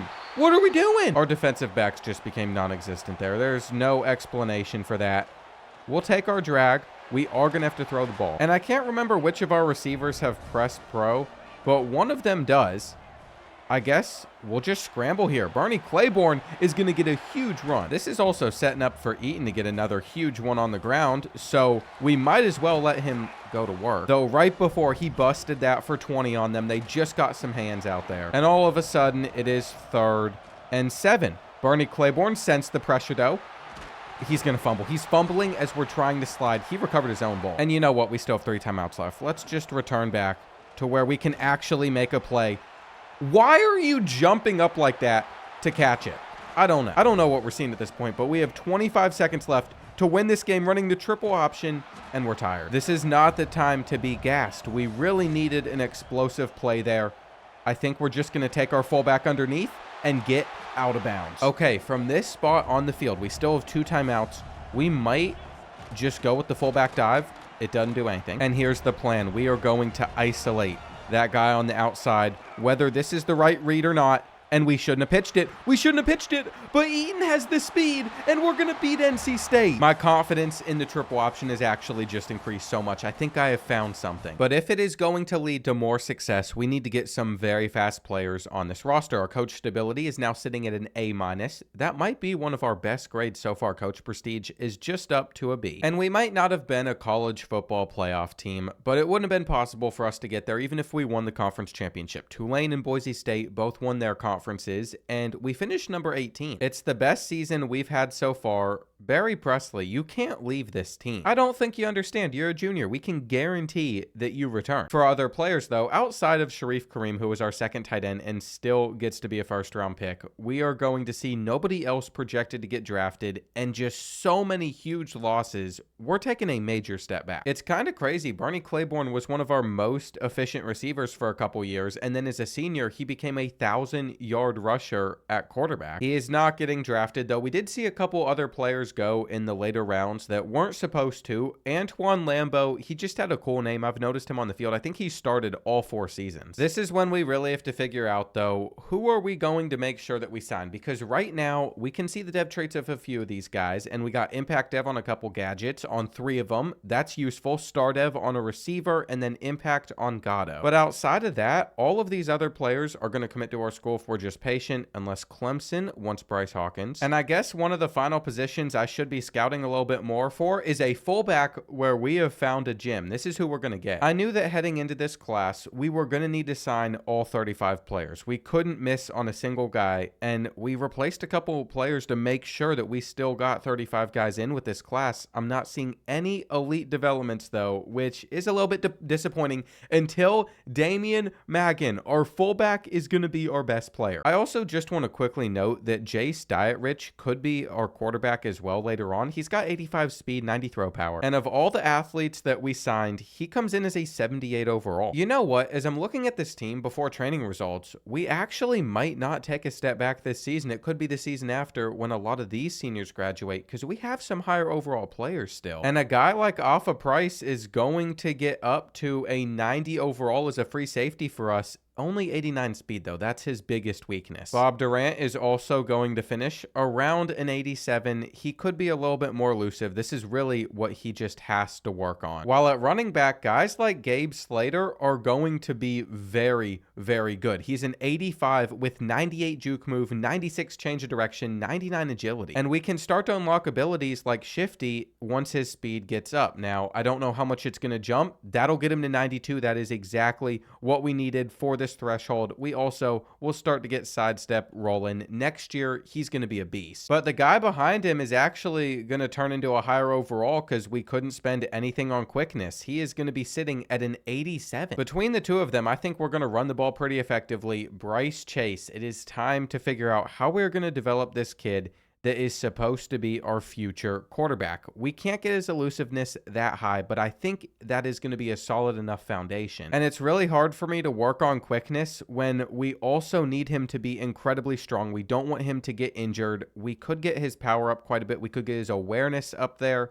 I think we'll work on quickness next season, and then after that, we'll move him over. With this team having 5 players above a 90 overall, and a lot of guys that come close to that threshold, we should have a solid year. And the exact same strategy we've used in other years of this rebuild is going to come up again, where we need a class of 35 players. We'll have 2 really full classes of good talent, hoping that they can develop and eventually win it all. To be honest, I wouldn't read too much into the fact that they only consider us an 81 overall team, just because we signed a bunch of low overall players. That factors into your overall. And I have decided I am going to have my sight set on talent developer, hoping that next year our pure blocking tight end can go in the first round. We do have to spend some points in motivator though, which is why we're going to get to put in work tier 3 just for an off-season training boost on our tight ends and receivers.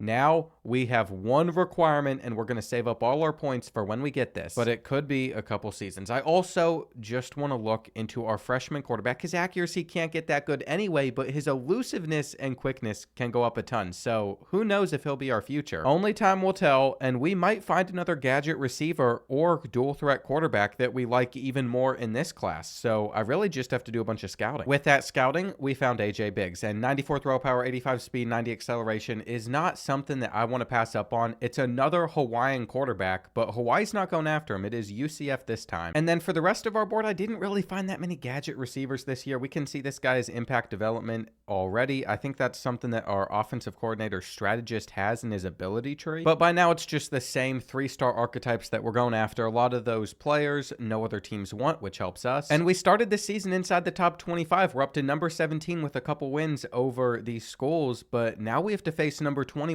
undefeated Northern Illinois. It's the toughest game on our schedule. And this is a huge game changer for us. If we are able to win this, we have a really good chance at making the conference championship. This has been the team that has just been such a pain to face, though. And we are going to have a very hard finish. As you can see, it's going to be 4th and 4. I'm not even sure we should be running the ball on 4th down, but we're going to go with the rocket toss, and our blocks aren't holding up. Reach for it, reach for it. Does that count as a first down? I couldn't tell. Well, they're saying it's NIU ball, and wait, should we be challenging this? I think we have to. I think we have to challenge this. I've taken this risk in the past, and it is paid off. But they didn't show us an instant replay or anything. We're going to have to shift our line. You can tell that the run is coming over to this side of the field. And we are already down one of our 3 timeouts, which is just so frustrating. 2nd and 12. Looks like another run that we should be over. I just cannot believe that we didn't get that first. But you know what? It works out. We are going to force a 3 and out. We're getting this ball back. and this could be the biggest win of this rebuild so far. Please go out of bounds in the end zone. Beating a top 25 opponent with the triple option is one of the hardest things you could do. And we have to get down the field fast, so maybe we go away from running it. We're running into a sack, though. That's bad. Our right tackle just didn't hold up there. We're going to fit this one in, and we might be relying on that same route back to back. I honestly think we're just going to throw it again. Are we going to get that coverage look? We are. And we got it. The issue we're facing right now is there's only 27 seconds left. We have no timeouts. But in running the option, pitch it. I don't want to talk about it. I don't want to talk about it next game. I genuinely don't know how to run the option on this game. It's so confusing. Look at how he is pursuing us right here. It looks like he's going to take away the running back, and then all of a sudden, he decides to pursue us once I decide in my head, okay, we're just going to take off ourselves here.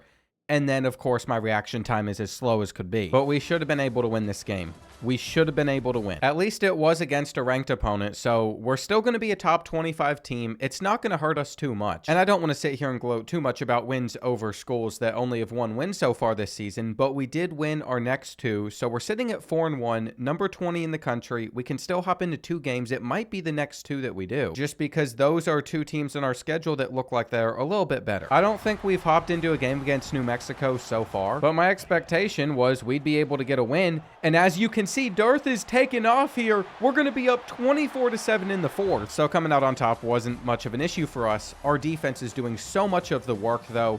We've really got to stop with these clips. That result is going to leave us at 2nd in the Mountain West, though maybe we shouldn't play against Nevada. They are a lower overall team than Hawaii. Hawaii's not done good in their non-conference part, but they're always one of those teams contending for the conference championship. So we're just going to wait and sim until we have to face off against the Rainbow Warriors. Even that game might not be too challenging for us, though, because we are going to win against Army, we win against Nevada, and they are 4-4. The rest of our opponents are 2-6. We should be able to finish this regular season 11-1, and that will be enough for us to make the conference championship. We just need to make sure that we have the tiebreaker over Hawaii. On the recruiting front, we already stole the quarterback from their state this season, and I'm looking at all of these other 3 stars. Doesn't seem like there is any competition going on there, so we're going to leave them at 25 hours a week. And a brief look at the top 25. The SEC is just dominating right here. It feels like it's 2016 again with those teams. We also got Michigan State up here, so it's definitely 2016. Boise State is ranked 1 spot ahead of us. FAU's up here too. And all of that's very important because if we are to win out, we could have a spot in the playoff if we're the highest ranked of those 3. It would honestly feel like such a major setback if we were to lose this game. And it is always a little scary when the game is in my hands at the end of it, because you know I'm probably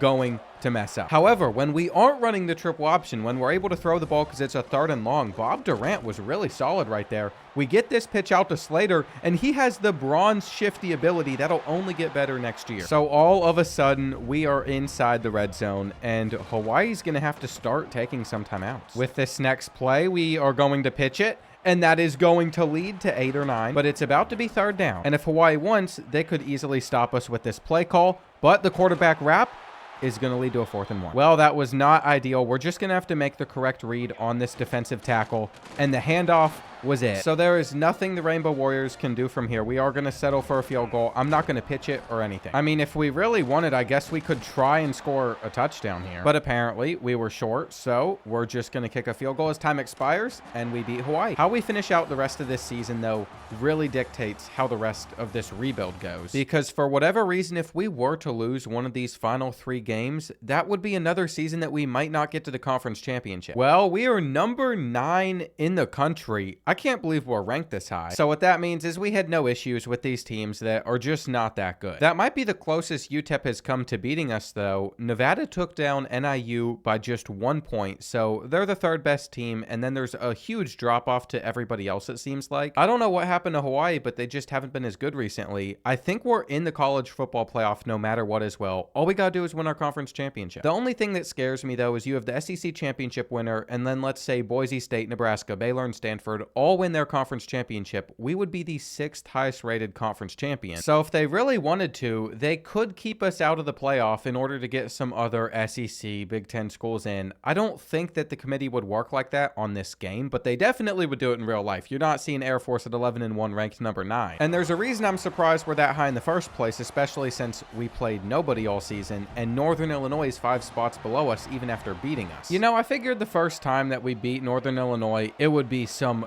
instant classic that came down to the wire that we had to work super hard for, but that hasn't been the case. They just haven't been able to score on us, and they can't catch anything either. We had an early touchdown followed by a pick 6, and from there, the game just continued to run away. It wasn't much of a competition. And now that we've been able to win the Mountain West, there's not really an excuse if we're not able to do it every season following. We got Alabama in the first round. Are you kidding? We're the 7 seed as well. Think of some of the other teams that we could have been facing. Like, why is 9-3 Washington ahead of 10-2 Alabama? Switch them and it would have been okay. You know what? Even if we get blown out by 40, I can't complain. We've been able to get to the playoff for the first time. Bob Durant threw for almost 2,000 yards, 20 touchdowns. We have not thrown that much ever. And it looks like Robert Heath, a tight end I moved over to fullback, was our leading rusher. Bob Durant only getting 3.2 yards per carry. This is why we don't need a dual threat quarterback. We need a gadget receiver moved over. When you have a dual threat quarterback, even in the option playbook, they are clearly throwing the ball a lot more than we ever have. I mean, that is more receptions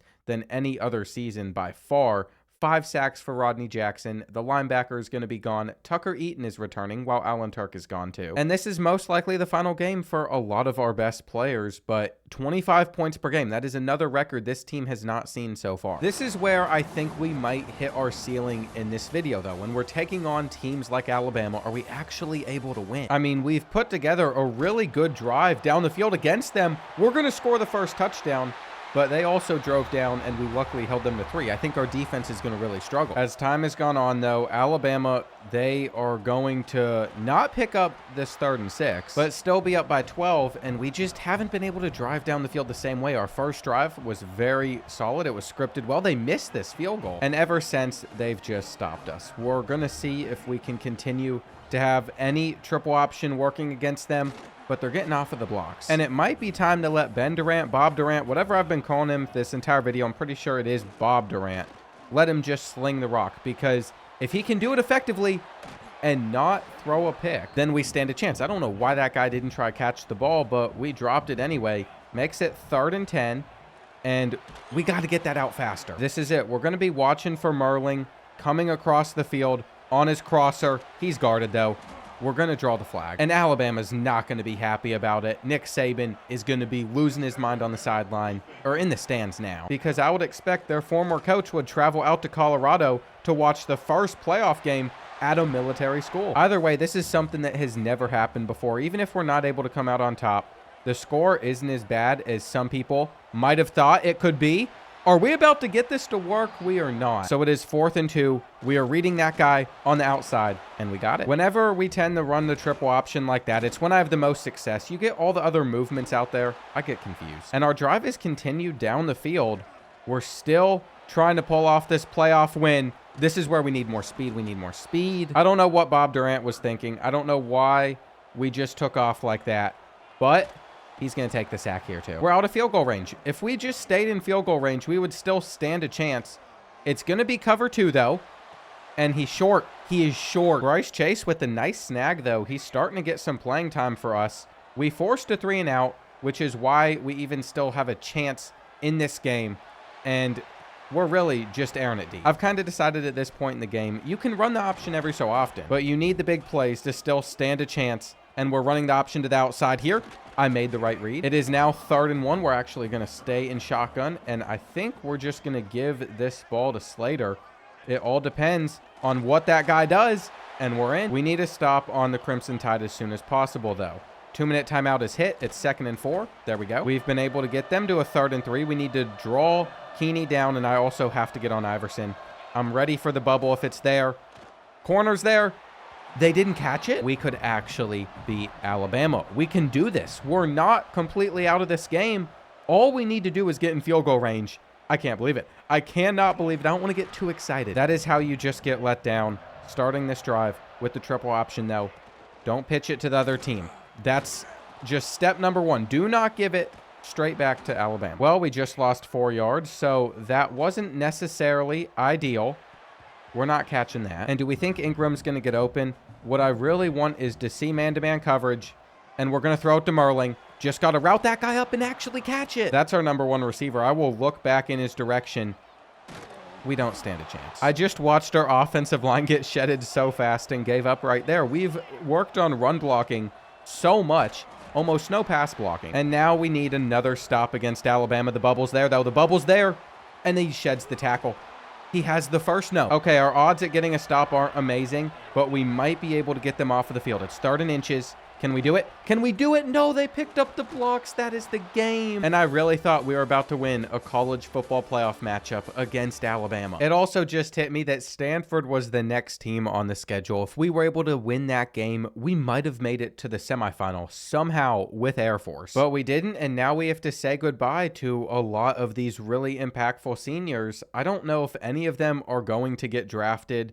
There's nobody that wants to transfer. It's just we're losing a class of a lot of guys. And I do think we can learn from the Bob Durant experience that if you get a dual threat quarterback instead of a pure runner with our playbook, they just aren't going to run the ball very effectively. It is nice that even when it says we're not going to have any of our graduates get drafted, we still see a couple get drafted. But now we really have to lock in, because for some of these players that I thought we were going to land, other schools entered the picture. Like Boise State took away this pure possession guy from us. Michigan State has taken away this agile offensive lineman. And even Baylor stole a kicker away from us. I'm not sure if we're going to get this punter. At one point, Utah was pursuing him. It's just annoying, but it's what happens going after 3 stars. Before we see the final result on what this class looks like, though, I did lose a couple battles potentially. I'm not proud of it, but in the final week, I saw a gym receiver that was a speedster I wanted, and Vanderbilt was able to take that one home. Now, the rest of these guys, we got. But having a dual threat quarterback doesn't matter when I just decided a few weeks ago that I'd rather have pure runners. So we have a lot of normal devs too. And let's just say it's safe to say I'm not too thrilled with how this whole class turned out. I do think one of the first major position changes I'm making is making Bryce Chase a quarterback for us. He is going to be an 84 overall there. He's going to start for us because even though he'd be a better running back, we have 2 good guys there. And this isn't even training results yet, where we will be able to boost up his stats more, but it does look like his quickness can continue to increase. So that's what I care about. Elusiveness will be nice as well. His health is already incredibly high. It's just that throw under pressure isn't going to get very far up there. He's not going to be able to throw the ball well. Once we've gotten there, though, if there's any specific player's progression that is going to mean the most to me,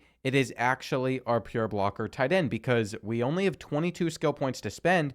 But if we increase his blocking enough, he should go up to a 97 overall. He should be a 1st-round pick. And that's a major deal because that should allow us to get talent developer unlocked. We're also going to see guys like Rayshawn Merling get up to 91 speed. His route running couldn't get any better. He is going to be drafted just not that high of a pick. We might as well get silver 50-52. And with Bryce Chase, I want to make sure he gets silver workhorse. We're also going to get him option king early on. We still have 21 skill points after maxing out his accuracy. I think you just have to work on quickness and then one more elusiveness just for it. Next season, he will be a little bit better, but let's just keep in mind, we're working with a 96 speed running back in Gabe Slater, and if we save up his skill points for a little bit longer, we'll be able to get gold shifty too. And I just think that there are more impactful players on this team than you would typically realize. Pierre Iverson is a junior linebacker that's going to be getting up to a 92. Part of that is the tactician bonuses, but he's developing well. And then we have this elite dev right tackle that has 71 skill points to spend. I guess we're going to increase his pass blocking and IQ. It does seem like every season we are continuing to get better, which I was really worried about because this is a younger team than most of the teams that we've had. And it's the one flaw whenever I recruit for teams like this where we have so many younger guys coming in that haven't been able to develop yet. I still don't know if this roster will be as good as last season's, but it seems like it on paper. I just know on the recruiting side, I can only sign a few players this year, and I'm most likely going to just look for gyms. So far, I've been able to find 5 3-star gyms in this class, one of them with star development as a gadget receiver. 3 of the gyms are gadget receivers. Then we got a thumper athlete as well. So this could be a very talented class offensively, but I'm really supposed to be caring about the product on the field more than anything else. And as you can see, we're up to number 24 in the media poll. We don't have any blue chip ratio. That is going to take a big hit to our ranking as time goes on. The reason it's going to stay at 0 is because we're not allowed to sign 4 and 5 stars. stars. As you can see, we got an easy start to the season against Coastal. But even after a win, our championship contender drops to a B. So it's like it resets every year since our blue chip ratio is not good. I told you it was going to fall. If there's anything I've learned over the years, though, it's that we should be playing against the Huskies. We seem to always face them early on in the year. We're going to hop into that one. We'll probably hop in against New Mexico and at Hawaii. If we're just being honest, our conference is the easiest one in the country. The MAC is also pretty bad, so it's either one of those. And yet we still get some very respectable rankings. It might not be that way this season if Northern Illinois isn't any good, though. One thing I am willing to do against them is take a lot of chances, and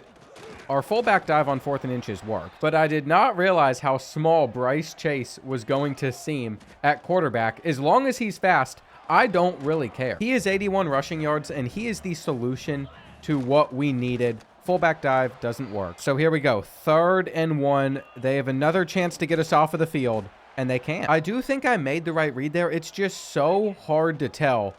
And on this play, we took off to the wrong side. But what we haven't been able to do is get Dearth out in space. I want to do that on this play. See if his speed can do us any good. We also always have the quarterback power that we can go to. And the Huskies just seem a little bit lost when it comes to stopping us right now. Look at that speed out of Dearth up the sideline. We are still going to need one more first down to end this game, but I've just been having fun running out of this playbook for one of the first times. What I really want to do is get Slater involved, though. So even though this is to the short side of the field, I have flipped the play, and he's not getting it. He's not getting it. After letting Northern Illinois score in about 3 plays, we are trailing by 3. I really don't want to talk about it at all.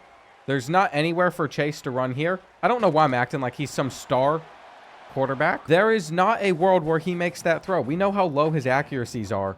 Dropping back is a risk in itself. For us to have success with Bryce Chase, what we need to do is we need to hand this ball off to our elite dev fullback, who is literally only like a 72 overall. This might come as a surprise, but he's not progressing the fastest. Get this pitch out. Turn upfield. Dearth, I need you to be a little bit quicker. Maybe we just look for Merling and see if he can beat the press over there. If they get in a free rusher, though, it's going to be really hard to escape this. I can't believe Chase turned that into 15. There are still 43 seconds left in the game. And I understand the last time I ran this play, it didn't end well, but we're trying to have success here. And there's the speed. There's the speed. That's why we need to get the ball in Slater's hands more. He is 96. The senior is quick. And it is going to be enough for us to walk away undefeated still. I will say, even with a result like that, what we have discovered is we aren't going to win out on one of these gym gadget receivers. Unfortunately, Missouri's going to win that battle. They have a way better pipeline. I think every other battle might be ours, though, not this one. We at least have a chance at the hard sell since he's from Colorado. We got A+ proximity to home. That doesn't happen that often, and I think if we did a week 10 visit, it's too far down the line, so we got to go with week 7. For every other player we are set up to sign them, that would give us 9 guys in the class that I'm pretty confident in. And as we simulate straight to the New Mexico game, we are still undefeated, but we are just surviving against a couple of these teams. We also were not able to get Denario Philbin to commit off of that visit win, and it turns out New Mexico doesn't seem to be that good, so we're going to keep simulating. Well, would you look at that? We are going to beat out Colorado State, even though their pipeline was 2 tiers better. And I think it's because we just continue to win week after week. We are up to the Hawaii matchup now. They're 6-2. We are 8-0, but we're falling in the polls, which is kind of what I thought would happen. A lot of these teams are having better seasons than they did last year, and we haven't played anybody. We're also signing guys that aren't on the same caliber of some of the players these bigger schools are signing. Looks like for these last 2 battles, still nobody else has entered the picture. And I think we have to hop in against the Rainbow Warriors and against Wyoming just to give us the best chance at staying undefeated. In my mind, if this team somehow stumbles back to the playoffs 2 seasons in a row, especially with how young this roster is, that is very impressive. And yesterday, I had 0 faith that we could have success like this at Air Force, but I think we've built better rosters since then. We've fit our schemes better. And I don't know why I had no faith, because we are starting to actually figure some things out. It's the pure runner quarterbacks that have made our lives so much better. And I was really hoping to face off against the quarterback that Hawaii stole from us a couple years ago. but they haven't put him out there on the field. They still aren't catching it. And that has now been an issue for them 2 seasons in a row. It does seem like the level of team in our conference is about as bad as it gets. I mean, we're playing a 49 overall UNLV. And I just have to wonder how we were only able to win by 3 points, especially since we rushed for about 200 yards on 49 carries. This team is something. Another thing that could be really good is Scheme Guru if we were able to unlock this, because we could get stuff like ground and pound offense. But unfortunately, we need to win 6 more top 25 games for it to be possible. But that has been in the back of my mind. Wyoming has their bowl eligibility on the line against us, and yet I am not worried at all. I was really hoping that this would be a snow game. They get a lot of those. And it's not like we're winning any of these games by a crazy amount of points. In fact, only being up by 12 here at the end is really scary. No. I'm not just mad that we dropped that pick. Let me show you what I just saw in instant replay. I saw it at the bottom of the screen. This is just infuriating. Not only did he drop the interception here, but instead of trying to catch the guy that's going to get the touchdown, he just starts getting upset at himself.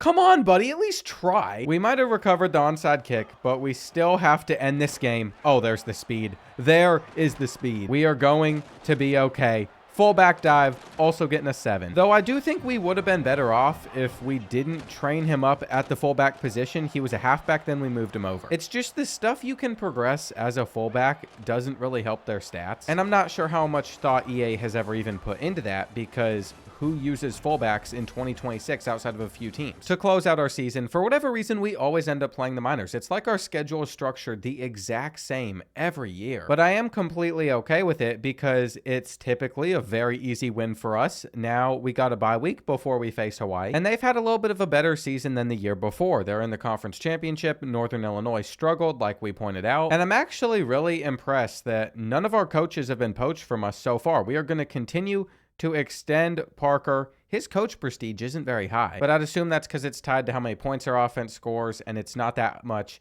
Larry Dirth, our 92 overall running back, the guy that's not as fast, but he's a lot more consistent and reliable, has a compound foot fracture. We're also missing out on our elite dev fullback for the same thing. So those are 2 major losses to have before our conference championship is on the line, and also a spot in the college football playoff. Boise State isn't up there ahead of us this season. At least we know if we just beat Hawaii, take care of business there, we are in 26 points per game. Again, we're seeing gradual increases there. Bryce Chase has been able to throw for almost 1,500 yards. And with some of his stats, I don't even believe that should be possible, but you know what? We'll take it. I do think this generic option playbook over just using Air Force's normal one has more passes, so that could contribute to why we've thrown it a little bit more over the last few years. We are currently down to Hawaii though.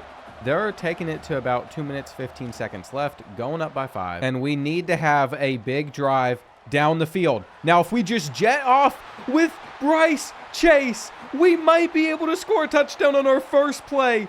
Look at the junior quarterback go. We aren't even a healthy team, though I do think Fitzsimmons actually is the better fullback. He is 90 speed for a fullback. He won't get in on the 2-pointer. But that touchdown was the most electrifying play we've had so far, and I'm stuck on the defensive line where we give up a huge gain. They're in field goal range. If they're not in it, they are extremely close. They might even hand this ball off. We can't give that up. How is this kid on his feet still? What is even happening with the physics in this game? Sometimes it is just so weird. I could have lurked him and I failed. Okay, we're going to get a little bit aggressive here, and we don't make the tackle. Do we let them get in? I guess so. This is turning into an instant classic for the Mountain West Championship. If we get a stop with the 2-point conversion, we're fine. There's a flag on the play, and it is holding. That is perfect. Of course, they want to get this still, and we gave it up. It is what it is. We're running back the play that we just scored a 75-yard touchdown on, and it's only getting us 7. So I'm afraid we might be forced to throw the ball with Bryce Chase, and that is not a position you want to be in. He doesn't have the arm talent to really sling it like that. We'll use our second timeout. Okay, if we can get man-to-man coverage over on this right side, we are going to look in that direction. Just get that out. This is really not an ideal position to be in. They only sent 3, and we can't get the first down. Bryce Chase has 138 rushing yards. But what are you doing? Stop standing right there. All right, what type of play can we make with him here? I'm panicked. I'm panicked, and we can't escape this. He doesn't have the arm to make this type of throw. Surely, if we caught that, it would have been special. But we didn't. We didn't catch it. We are going to lose to Hawaii, and this is not good. We could have been back in the playoffs. I never want to feel the way that we're currently feeling right now. I know this roster is young, but that was a game we could have avoided losing, and I'm going to be very interested on how it affects our coach prestige, championship contender, if guys want to transfer. I don't think too many players are going to want to leave. At least Bryce Chase will come back for a senior year, but that was not what we wanted. Boise State, by the way, even though they were not ranked very highly, they had the Heisman Trophy winner, so congrats to them on that. Toledo is who we're facing. And you know what? Even if we aren't going to get into the college football playoff, we actually have a chance at beating another top 25 opponent. We need to beat 6 still, but this could put us one step closer to that. So we're just going to go out there, take on the 69 overall, and hopefully cruise to an easy victory, though I thought we were going to do that against Hawaii, and we lost. You know, injuries really have affected this team, but here at the end of the game, we're going to get a huge play out of Slater. He can't go all the way. And you know what? That is fine. We are still driving down the field, trailing by 7. Let's throw this ball up, see if we can come back to it. And we can't hang on. I don't know what's up with this team and just not being able to make any plays, but it is driving me insane. On 3rd and 10, this was the setup the entire time. To take off, almost got out of there. And maybe we do throw the corner route this time around. If it's there, there's space between the zones. You know what? We'll take it. This is our offense being efficient, but we are going to need a defensive stop as well, assuming we take it in. And it's not looking incredible for us as we get down to about 15 seconds left. They've taken so much time off of the clock. Intercept that ball. There's our problem right there. We are literally just not making the plays that we need to. They're going to scramble, and we force a fumble. We force a fumble. You could tell with the way we were coming in. So here we go. We're going to have a speed option to the outside. I guess take a timeout. That didn't work. It was actually so underwhelming. And what is this? Why are we pitching this to our tight end? Hang on. Hang on. He's just not fast enough. He is not fast enough to turn that into a touchdown. We're headed to overtime. Let me just hit a flow state with this team real quick. It might not be coming there, but just trust. We're going to get a huge play to the outside. Pitch it quick. Make one guy miss. Okay, it's 3rd and 19. This isn't necessarily ideal. I don't even know if we could make a good throw in this situation. But if that is placed on the money, we got a touchdown. And that was actually a really nice mismatch to have there. Gabe Slater is just going to be faster than a linebacker. Watch these 2 routes. Make a mistake. Make a mistake. Make a mistake. What a pick. What a play. Air Force is going to go ahead and beat their 3rd top 25 team. We might not have made the playoff this year, but I like this more. Okay, that's a little bit of a lie. The Snoop Dogg Arizona Bowl doesn't hit the same as potentially winning a playoff game.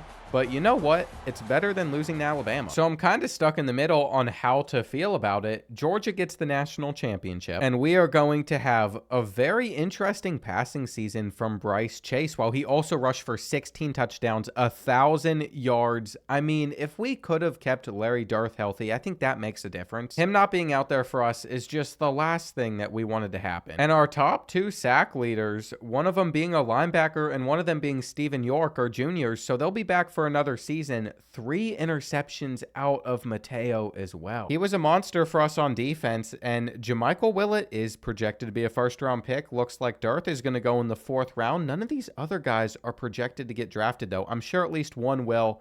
AJ Biggs is going to stay. And there is nothing that feels better than being able to unlock talent developer. This is our key to success. It only costs 20 coach points. We have 146 to spend, and I think we want to focus on our sophomore and freshman players progressing faster first at as many positions as possible. But then from there, I think we need to make sure our wide receivers and tight ends gain XP faster. I wish that we could do a little bit for running backs and quarterbacks as well. I just don't have the bandwidth to do so. Defensive backs or defensive linemen, what is more important here? I think offensive line will be fine either way. We'll go with this for now. I'm telling you right now, with 3 stars, we needed something like that to even stand a chance. And I'm really hoping some of these guys have good dev traits. Normal isn't a good start, but we got impact and impact. A star on a guy that wasn't even a gym. And for the rest of these guys, they're all gyms. So we got impact, star, star, and star. In my eyes, that's a really good class. We also have a couple gadgets that we are able to move over to running back. So Hugh Mustard becomes a 95 overall. That's incredible. And if Xavier Burns is only going to become become a 79. I think it's because we focused on him being more receiver than any type of other position. There is also the harsh truth that with 90 speed, I think Fitzsimmons was just a lot better stat-wise. He literally averaged more yards per carry than we did with Magan. So I would like to work on developing that there. We also need to figure out what we're doing with some of these freshman athletes, because I know we could get good linebackers out of them, but they're also solid defensive backs if we needed it. And it is time to potentially get our first 99 overalls of the video. I think Pierre Iverson could get there with the tactician bonuses. He's an 89 overall without them, but a 94 with, so if we can just get his overall to go up by 5, and run stopping typically does that, he might be able to hit it. But here's the thing, he has 4 skill points left and he is going to fall short. So it is on to Hugh Mustard. Now, he is a 95 overall already. We really do need to increase his speed. I don't think it's worth it to get his elusiveness up, but I almost wish that we just got some abilities rolling first. And with sidestep, then increasing his speed, this should unlock Shifty. No, we need to increase his speed one more time, but we don't have enough skill points. Well, I guess he's going to have gold sidestep. We'll give him bronze 360. I feel like I spin more than I juke anyway, so that might not have been the best move. We also have to just get Bryce Chase up to 91 speed. I want to continue to increase that, but I also wanted to make sure that we got silver Shifty at the very least. We could get gold Shifty. I feel like you have to take it. And then I'm stuck between the decision on, do we want to increase his elusiveness a little bit more, or do we want to upgrade speed? It's always speed. 93 speed on a quarterback. His accuracy, just ignore it. It's bad. With a team like this, though, we should be making a run back to the college football playoff. I hope we don't drop a random game in the regular season. That's the only thing I could see getting in the way of that. And I do think it is safe to say that these next 2 to 3 seasons are our championship window. If we don't win it then we are going to have to go through the whole process of getting a lot of other players in here, which I'm not even sure I want to do. We might just say we got 3 more years left to win it all, and if it doesn't go that way, then it's a failed rebuild. I kind of like leaving the stakes open to that, where I'm not just going to be successful with every single one. I think I've failed more rebuilds on this game than any other game. And you all can let me know in the comments, but in my opinion, it adds more excitement to the video if there is more of a chance I fail than not. That way, it's not guaranteed that at the very end of your viewing session, there's a championship, because then you know what's coming. Maybe I choke in the championship and that is it. I mean, in my eyes, we're trailing in more of these matchups than winning. And it's 3rd and 17. We only have 1 timeout left. It's either we score on this drive or we lose this game. We're going to find our 96 speed receiver underneath, but for whatever reason, he's not moving like he is 96 speed. I don't understand that. Looks like we are just going to scramble here, make the throw, and we got it. It was a close call, but it pays off for us. And did you just see how they backed off the second that we audibled over to a throw? Now, we know that Mustard's also fast enough, so we're just going to hit him. But I swear, this game just cheats. They cheat against you. That's what we're going up against. Take the touchdown lead. There's just no way, dude. I've seen enough. I've seen enough. I don't even want to see what happens the rest of this season. I think when I play, we do worse. I'm not saying I've played perfect, because I haven't, but this has to be the unluckiest I've ever been in a video. We'll sim to the Hawaii game. As you can see, we are winning all these matchups without any issues at all. I don't even know if I should play against Hawaii. I mean, we lost to them in the conference championship. It could literally be better for us to simulate. So I've lost all confidence in myself at this point. That fumble just, it crushed me. And sure enough, we're good enough to win this game, 38-14. So it wasn't much of a competition, 50 rushing yards to 230 and 5 touchdowns. My expectation is set that we're just going to win out these final 4. And sure enough, without a doubt, we are able to win these final games, though our last 3 were super close. So I'm wondering if we're going through an injury. I mean, in my eyes, it's very obvious that something changed. Our 87 overall right tackle is out for the rest of the season with a torn pectoral. But unlike last year when we're losing our star offensive runners, I don't think that's going to hold us back as much. Now, NIU went undefeated in conference play. They had a really good season. But even as frustrated as I got after we lost to them, we are still ranked number 18, and I think we could jump North Texas for a spot in the college football playoff, but never mind, I take that back. They're playing against number 5 USF, which means there is no path for us to get back there. And we have to go on the road because the Huskies beat us. We should be winning at this point in the rebuild. We honestly do worse when I hop into these games than when we don't. I think there's just a different sim system whenever you're in the menus versus whenever you sim parts of games like this. Because if I were to play every snap, I think we'd be okay. I'm going to have to play a lot of snaps in the playoffs. But how I typically do these rebuilds, since they already take so long, is I like to sim plays here and there. You all know this. All of a sudden, it's 3rd and 13, and if we can get this stop on the Huskies, then they might even punt it back to us. Not that it's the smart decision. No way. No way. And would you look at that? They're actually doing the right thing. They are going for it. I think if there was 2.5 minutes left, they would punt it back to us, especially with 3 timeouts. I mean, it's just a 50-50. That's not going to work out for them. Honestly, catching this didn't really help us that much. We now need to gain a couple yards to get in field goal range and really secure our win. But we got the speed. We have the speed. We're going to stay in bounds and we're good. I mean, just for fun, we might step up and scramble. Let's get loose with Chase with that gold shifty. I mean, his spin is filthy too. And Bryce Chase might turn out to be the best quarterback that we have. I'm not sure if we're going to be able to get this good of stats on another one anytime soon. See, just like that, we're able to score easily on a couple of drives. So with maximum effort, we should be able to win a playoff game or two. With the Heisman Trophy going to the North Texas quarterback, though, I have a feeling that we are definitely not in the playoff now. Hang on. We're in as the 12? I am very confused. What happened? Yeah, North Texas was able to beat USF, but they're still ranked ahead of us, and yet we are the 5th highest rated conference champion. How? It said TCU was 10-3, so I guess they came out of the Big 12 as the conference champion. This is good news if we didn't have to play at LSU. But since we have to face another SEC school in the opening round, I can only assume that it's not going to go too well for us. Bryce Chase threw 6 interceptions, 15 touchdowns. He didn't rush as well as he did the year before, so I'm not sure what changed. He only got better. But that's just how it goes sometimes. We're still seeing a decent amount of catches out of a lot of our guys. Not any tight end work really, though. Sack-wise, 9.5 sacks out of the sophomore edge. And you know what? We have the talent that we just need to develop on this roster to eventually get a chance at winning a championship. It could be this year. Maybe we do well against LSU. But more likely than not, it is next season when this team will be at its absolute peak. But listen, I was right. If you just lock in for a couple drives and we continue to play really well defensively, we can win games like this.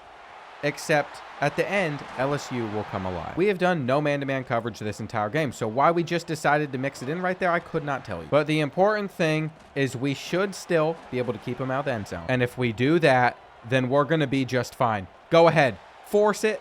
He's short. We're going to keep on staying in cover 2. We got hard flats. We have a spy, and it's a bad pass. Accuracy issues have been another reason they haven't done as well, but I do think our defense is really that good. They've held it down. Our offense just needs a little bit of guidance to finish this one out. This is our freshman that we recruited last year. And do we hand this one off to our fullback, or do we pull it and try to go for a big play?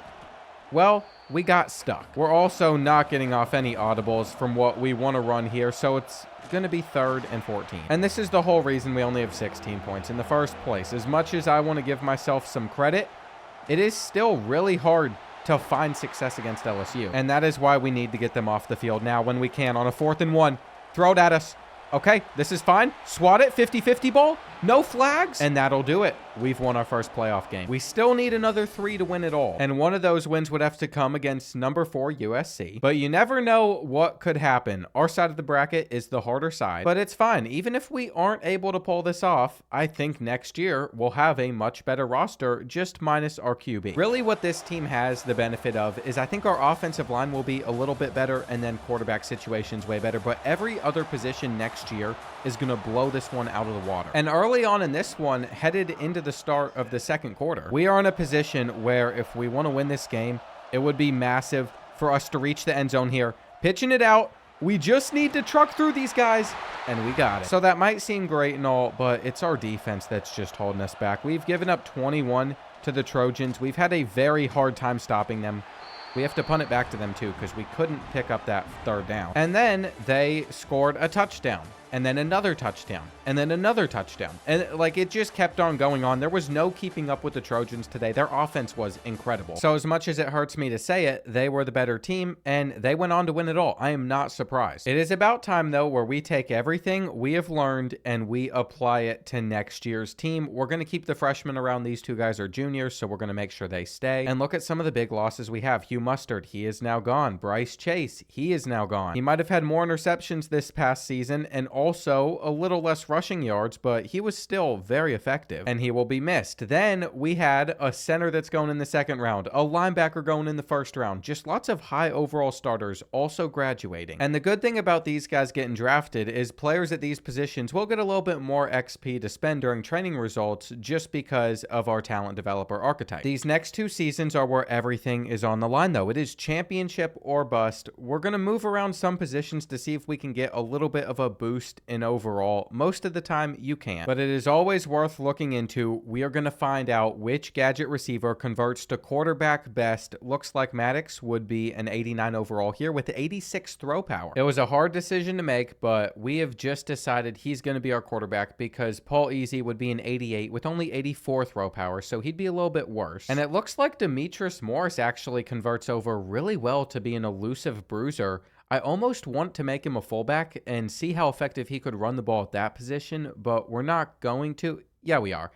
Truth be told, Elite Dev on Damian Magan has done nothing for us. His 83 speed just holds him back. He had 4 yards per carry last season, while Fitzsimmons had the same, and he's a lower overall. And it is time to transform this roster as best as we can. 2 of those gadgets that we moved over are our best 2 players. It looks like accuracy-wise, not much improving we can do with Demetrius Maddox. We could make him a little bit faster, but in doing so, even though he's up to 91 speed, we only have 6 skill points left, so we're going to go ahead and get Shifty, and it's either we get Workhorse to protect him from wear and tear impacts, or we get Silver Shifty. I have to get Shifty. We also really do need to increase the speed on Paul Easy. We only have 7 skill points left after that. I guess we'll get Sidestep. We'll get 360, get the Silver Sidestep. He was not able to get Shifty. He wasn't fast enough, but I think this guy is going to be quick enough. We're going to be able to upgrade his speed twice to 97, and he is currently sitting on no Shifty ability. Then at fullback, 1 upgrade of the blocking took Demetrius Morris from a 79 to an 83. I also could look at some of these physical abilities. Never mind, none are open. So I guess we might as well work on his route running a little bit. Maybe he needs to be better at catching,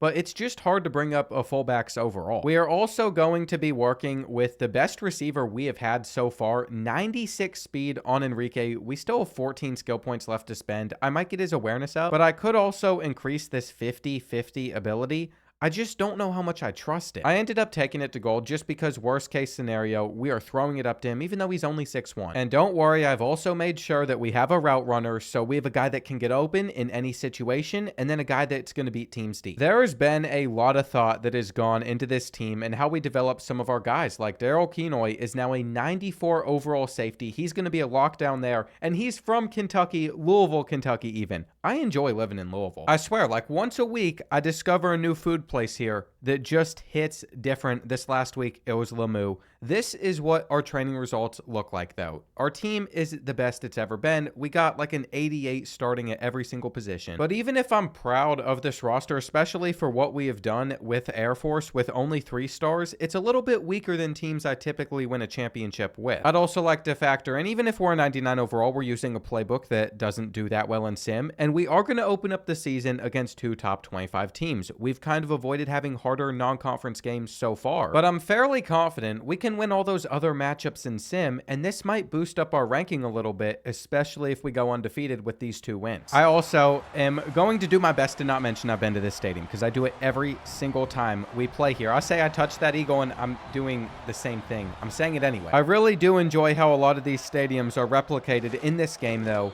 We're up by 7 with 5 minutes left, and it's our first chance to really get a feel for Demetrius Maddox, see how he is going to run throughout the year. And you can tell his acceleration isn't quite as fast as Bryce Chase, but it's about as good as that gets, and we'll take a touchdown. We were able to get a win I was expecting over North Texas, and then we are going to have Virginia Tech coming to town next. They have already lost 1 game, so it's not going to be as impressive if we beat them. But the whole idea was if we can just win these 2 matchups and then sim to the conference championship, we'd be 12-0 with 2 ranked wins, and it's still possible. I really don't think we will, but even if we did lose a random regular season game as well, we would still most likely be a playoff team. We turned that into a touchdown. It's just wild what you can do with good players. And as this one has gone on, teams have just not been able to get points. Now, we are going to have to just make a play on the ball here. What's the point of having good corners? There is no way Virginia Tech is about to get back into this game. We had it all closed out, and we should be getting a sack here. But no, They're scrambling for 8. I swear, the most random stuff happens on this game, but they're not getting the first. And it is 4th and 4. They're going to look up the middle. They're going to test the user, or they're going to go to the sideline, and they don't have it. If they caught 2 balls on our head on back-to-back 4th downs, I think I would have lost my mind.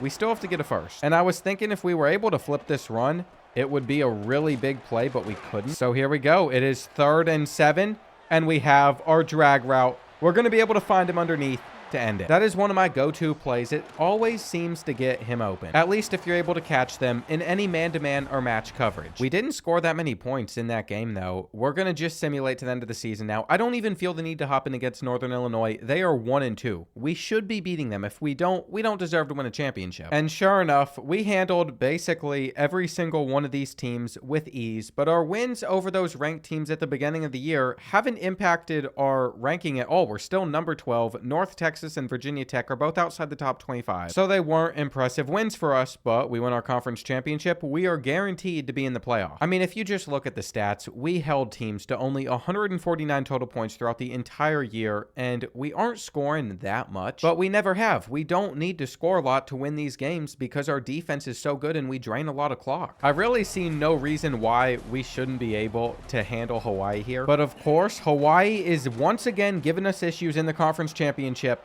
We are trying to score here to end it, and that helps a lot. They have been able to get down the field a little bit. You wouldn't believe who their quarterback is. It is John Talib, but I just feel like we're going to hang on. I mean, we haven't let them into the end zone once in this game, and this is why. We made the right decision not getting him, even though it was Hawaii that just stole him away. It's actually a really sweet win over Hawaii because we got our revenge for multiple things. And what we've learned over the years is it's never a guarantee we'll win this trophy, but that's now 2 in a row. Looks like Clemson had the Heisman Trophy with their quarterback, and we are going to get Oklahoma. We're the 11. And if we were the 12 seed, which Michigan State is, we would have had to play Alabama again, but Syracuse could have been a quarterfinal matchup for us if we somehow got through it. Instead, we potentially have to play Miami, which is another just not fun opponent. Demetrius Maddox had a 65% completion percentage, and his accuracy is not good. That's one of the best percentages we have seen so far. He was our leading rusher, but Demetrius Morris, the fullback, was right behind him. And I'm actually surprised that we had a receiver get over 500 yards, 5 touchdowns. On defense, did we have any major sack guys? We did not. There were 6 interceptions out of Morgan Diabate, though. And he also led the team with 97 tackles. Now, we're headed on the road to play the Sooners. We averaged 34 points per game. That is the best I've seen out of this offense so far, and it's not particularly close. So it's time to head on the road in the rain, and that probably benefits us more than them. What I really want to do is end this first quarter with a touchdown, and that is what happened. And like I said, if there was any chance of us doing really well in the playoff, I'm going to have to play a lot more snaps than I normally would. We need to focus on milking the clock as well because it is hard to come up with defensive stops sometimes. There's just not a reason to pitch that. I made the wrong read. And I have a hard time accepting when I do. I want to try and salvage the play, but that's not something that you can do. There's an interception as well. Oklahoma gets it back. We're very lucky that for the next quarter, they still haven't been able to find the end zone again, but we aren't either. And actually, we have to call a timeout because I thought it was going to suggest we kick 3. It is a 55-yarder. It's not necessarily the easiest thing, but we want to take our chances at it, and it looks like that is going to be off. As this game has gone on, the fact that it is still 7-3 is just ridiculous, but that says a lot about Oklahoma's offense. Our defensive line here is just non-existent. What happened to them? We don't have the most depth there, so maybe they are getting tired after a long game, but we really do need them to show up. I don't think that they're going to run the ball here. Watching the seam, not well enough, but they dropped it. Now we're stuck in coverage with a guy that probably shouldn't be in coverage on 3rd down, but they threw it at him. And this is the game right here. We got to lock in. They're going to test it. And you can't let them make that catch. We have done it. We have done it. We are getting another playoff win, but are we going to be able to get past the quarterfinal? I'm not sure what to think of Miami. I don't know if their offense is built like USC's was, but if it is, this is not going to be a pretty game for us. So we also just got the news that Gerard Parker is leaving us for Louisville, and that was not what I was expecting at the bottom of my screen. Everything's starting to fall apart. He was the strategist that kept this team together, and yet we could replace him with a full-on talent developer, so we would be okay. Back to what matters, though, the potential of us going deep in this playoff, and it would probably take another 4 years for us to get as good of an opportunity as we have right now. What this is basically the test of if it's even possible for me to win it with a military school. I know I'm not as good at offense with a military school as some of you all are. And I really don't want to let you all down. We're going to be able to complete this pass here, or we're not going to. So as you can see, it's currently 3-7, and this isn't even open. I don't know what I'm doing on 4th down. It's an arm punt.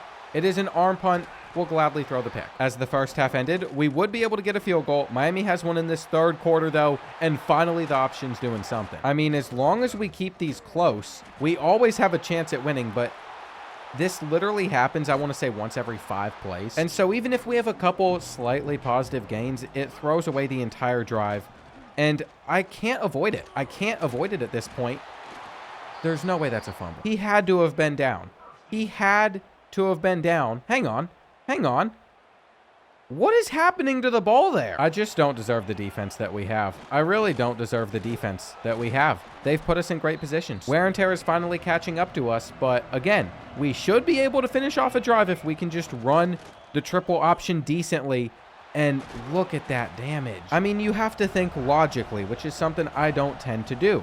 Just go with the fullback dive. It's 3rd and inches. I don't care if it's open or not. Demetrius Morris has 106 rushing yards. He needs to keep on getting carries.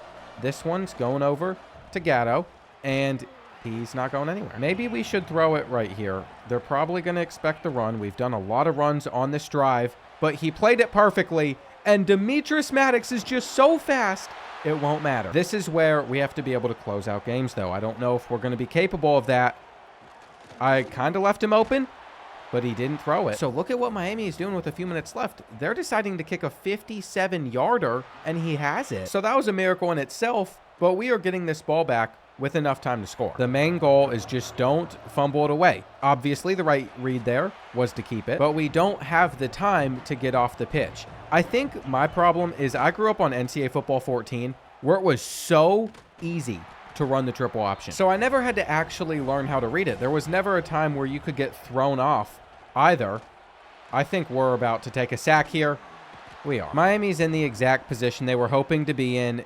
This punt has set them up in field goal range already. We know that. So it's either we give up a touchdown or not. I'm content with trying to get a sack against them. I mean, they're most likely going to have a big run here. But would you look at that? It didn't work out for them.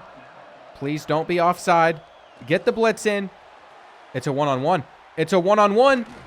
And he caught it. That was our punishment for putting our guy on an island. Look at the press over there, though.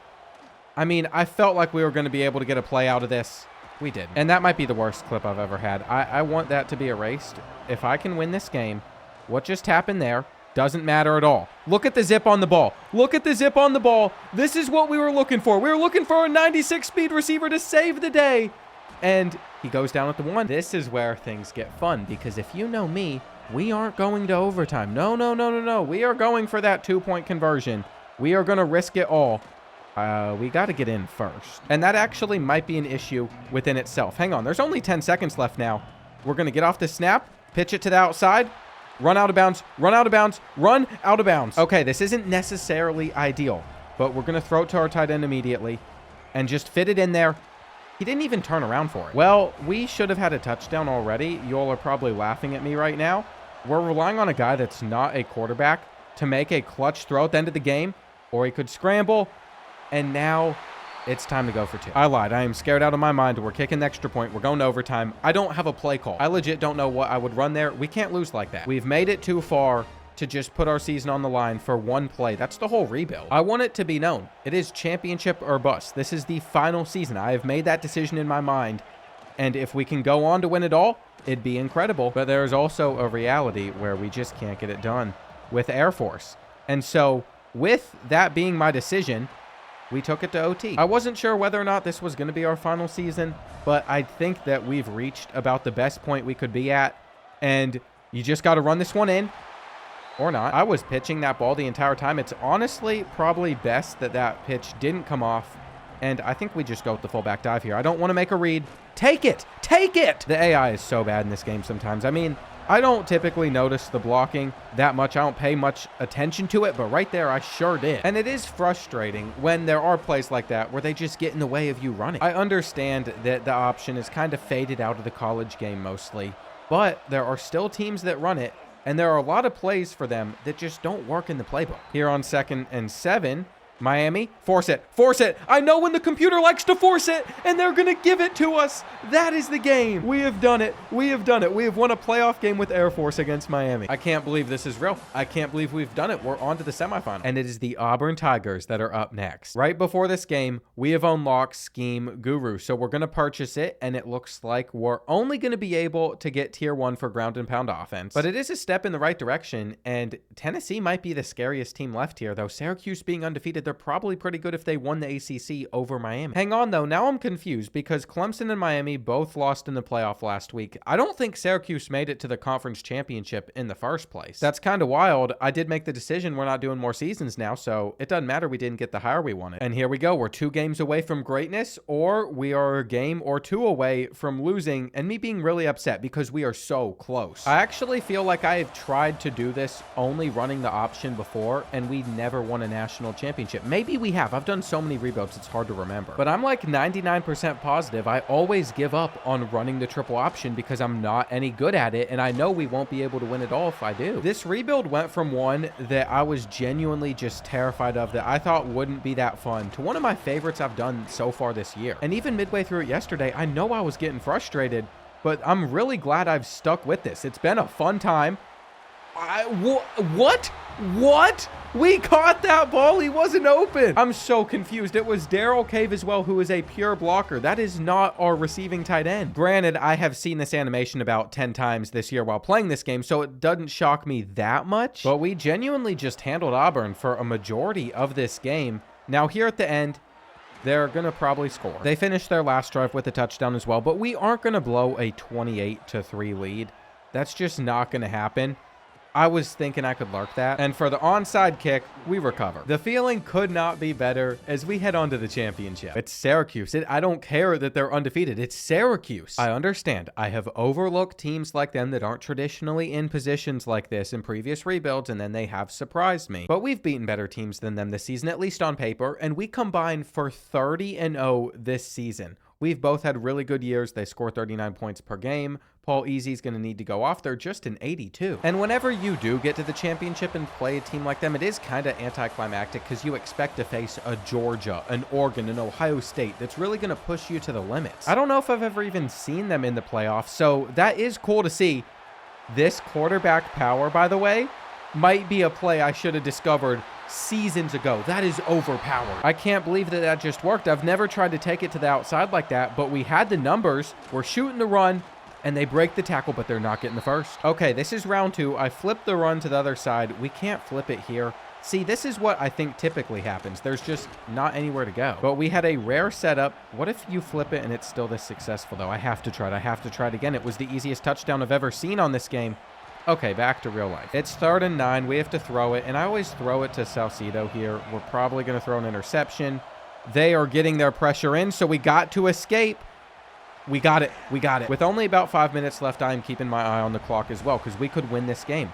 Like every other game in this rebuild, not too much scoring has gone on. And I really don't like trying to get out of this handoff to the fullback because this is where things tend to typically not work out for us. 3rd and 11. Okay, I want to do something I haven't done in a while. We are going to put both halfbacks on angle routes and see which one of them gets open. Shocker, I made the wrong read. It's okay, though. It is now 3rd and 10, and I think we're going to be able to press here. I'm trusting our guys. We'll see if it actually works out. He's not all that open. He's not all that open. I know where you want to go. I'm in your head. Oh, we're going to stun on the computer. We're going to stun on the computer. I guess we can't score. I swear if that wasn't an online game, I know it's a rare time I'm in online games, but I did that video where I played against some of you all. I would have to be a little disrespectful after that. I mean, the bait just felt so good. We placed it and they fell for it. Let's pull this and lose another few. I'm getting all excited. The game is not over. But what we are going to do is center it up, take a field goal, and then get back on defense because defense is where we thrive. Hang on. Hang on. Dude, quarterback power is this OP. I can't believe it. I have run this play before. I've done these playbooks before, and it has never been this good. It's never this good. I mean, that's what sealed the national championship for us. We actually got it done. We have won with a military school with the option playbook. I don't care if it was the generic option playbook. There was still plenty of flex bone in there. And this is my greatest achievement on this game. This is it. It's crazy. I wasn't even willing to put up with another 4 seasons of pain to get back to this point. I was willing to give up, but we actually won. And somehow we had only 4 players from this team drafted. What that lets me know, we got to take a look at the roster real quick. What that lets me know is the tactician bonuses did so much work. To have a roster that looks like this, but only have that many guys actually get drafted from it. Typically, like an 88 overall is going to be good enough to get drafted, but a lot of these guys are like 85s. What a team, what a year. Shout out to Demetrius Maddox. He was who got us past the finish line. And let me know if y'all have ever done anything like this, and if you're successful rebuilding a military school with some real restrictions. It's a challenge. I think it's one that you should try, especially if you're waiting on 27.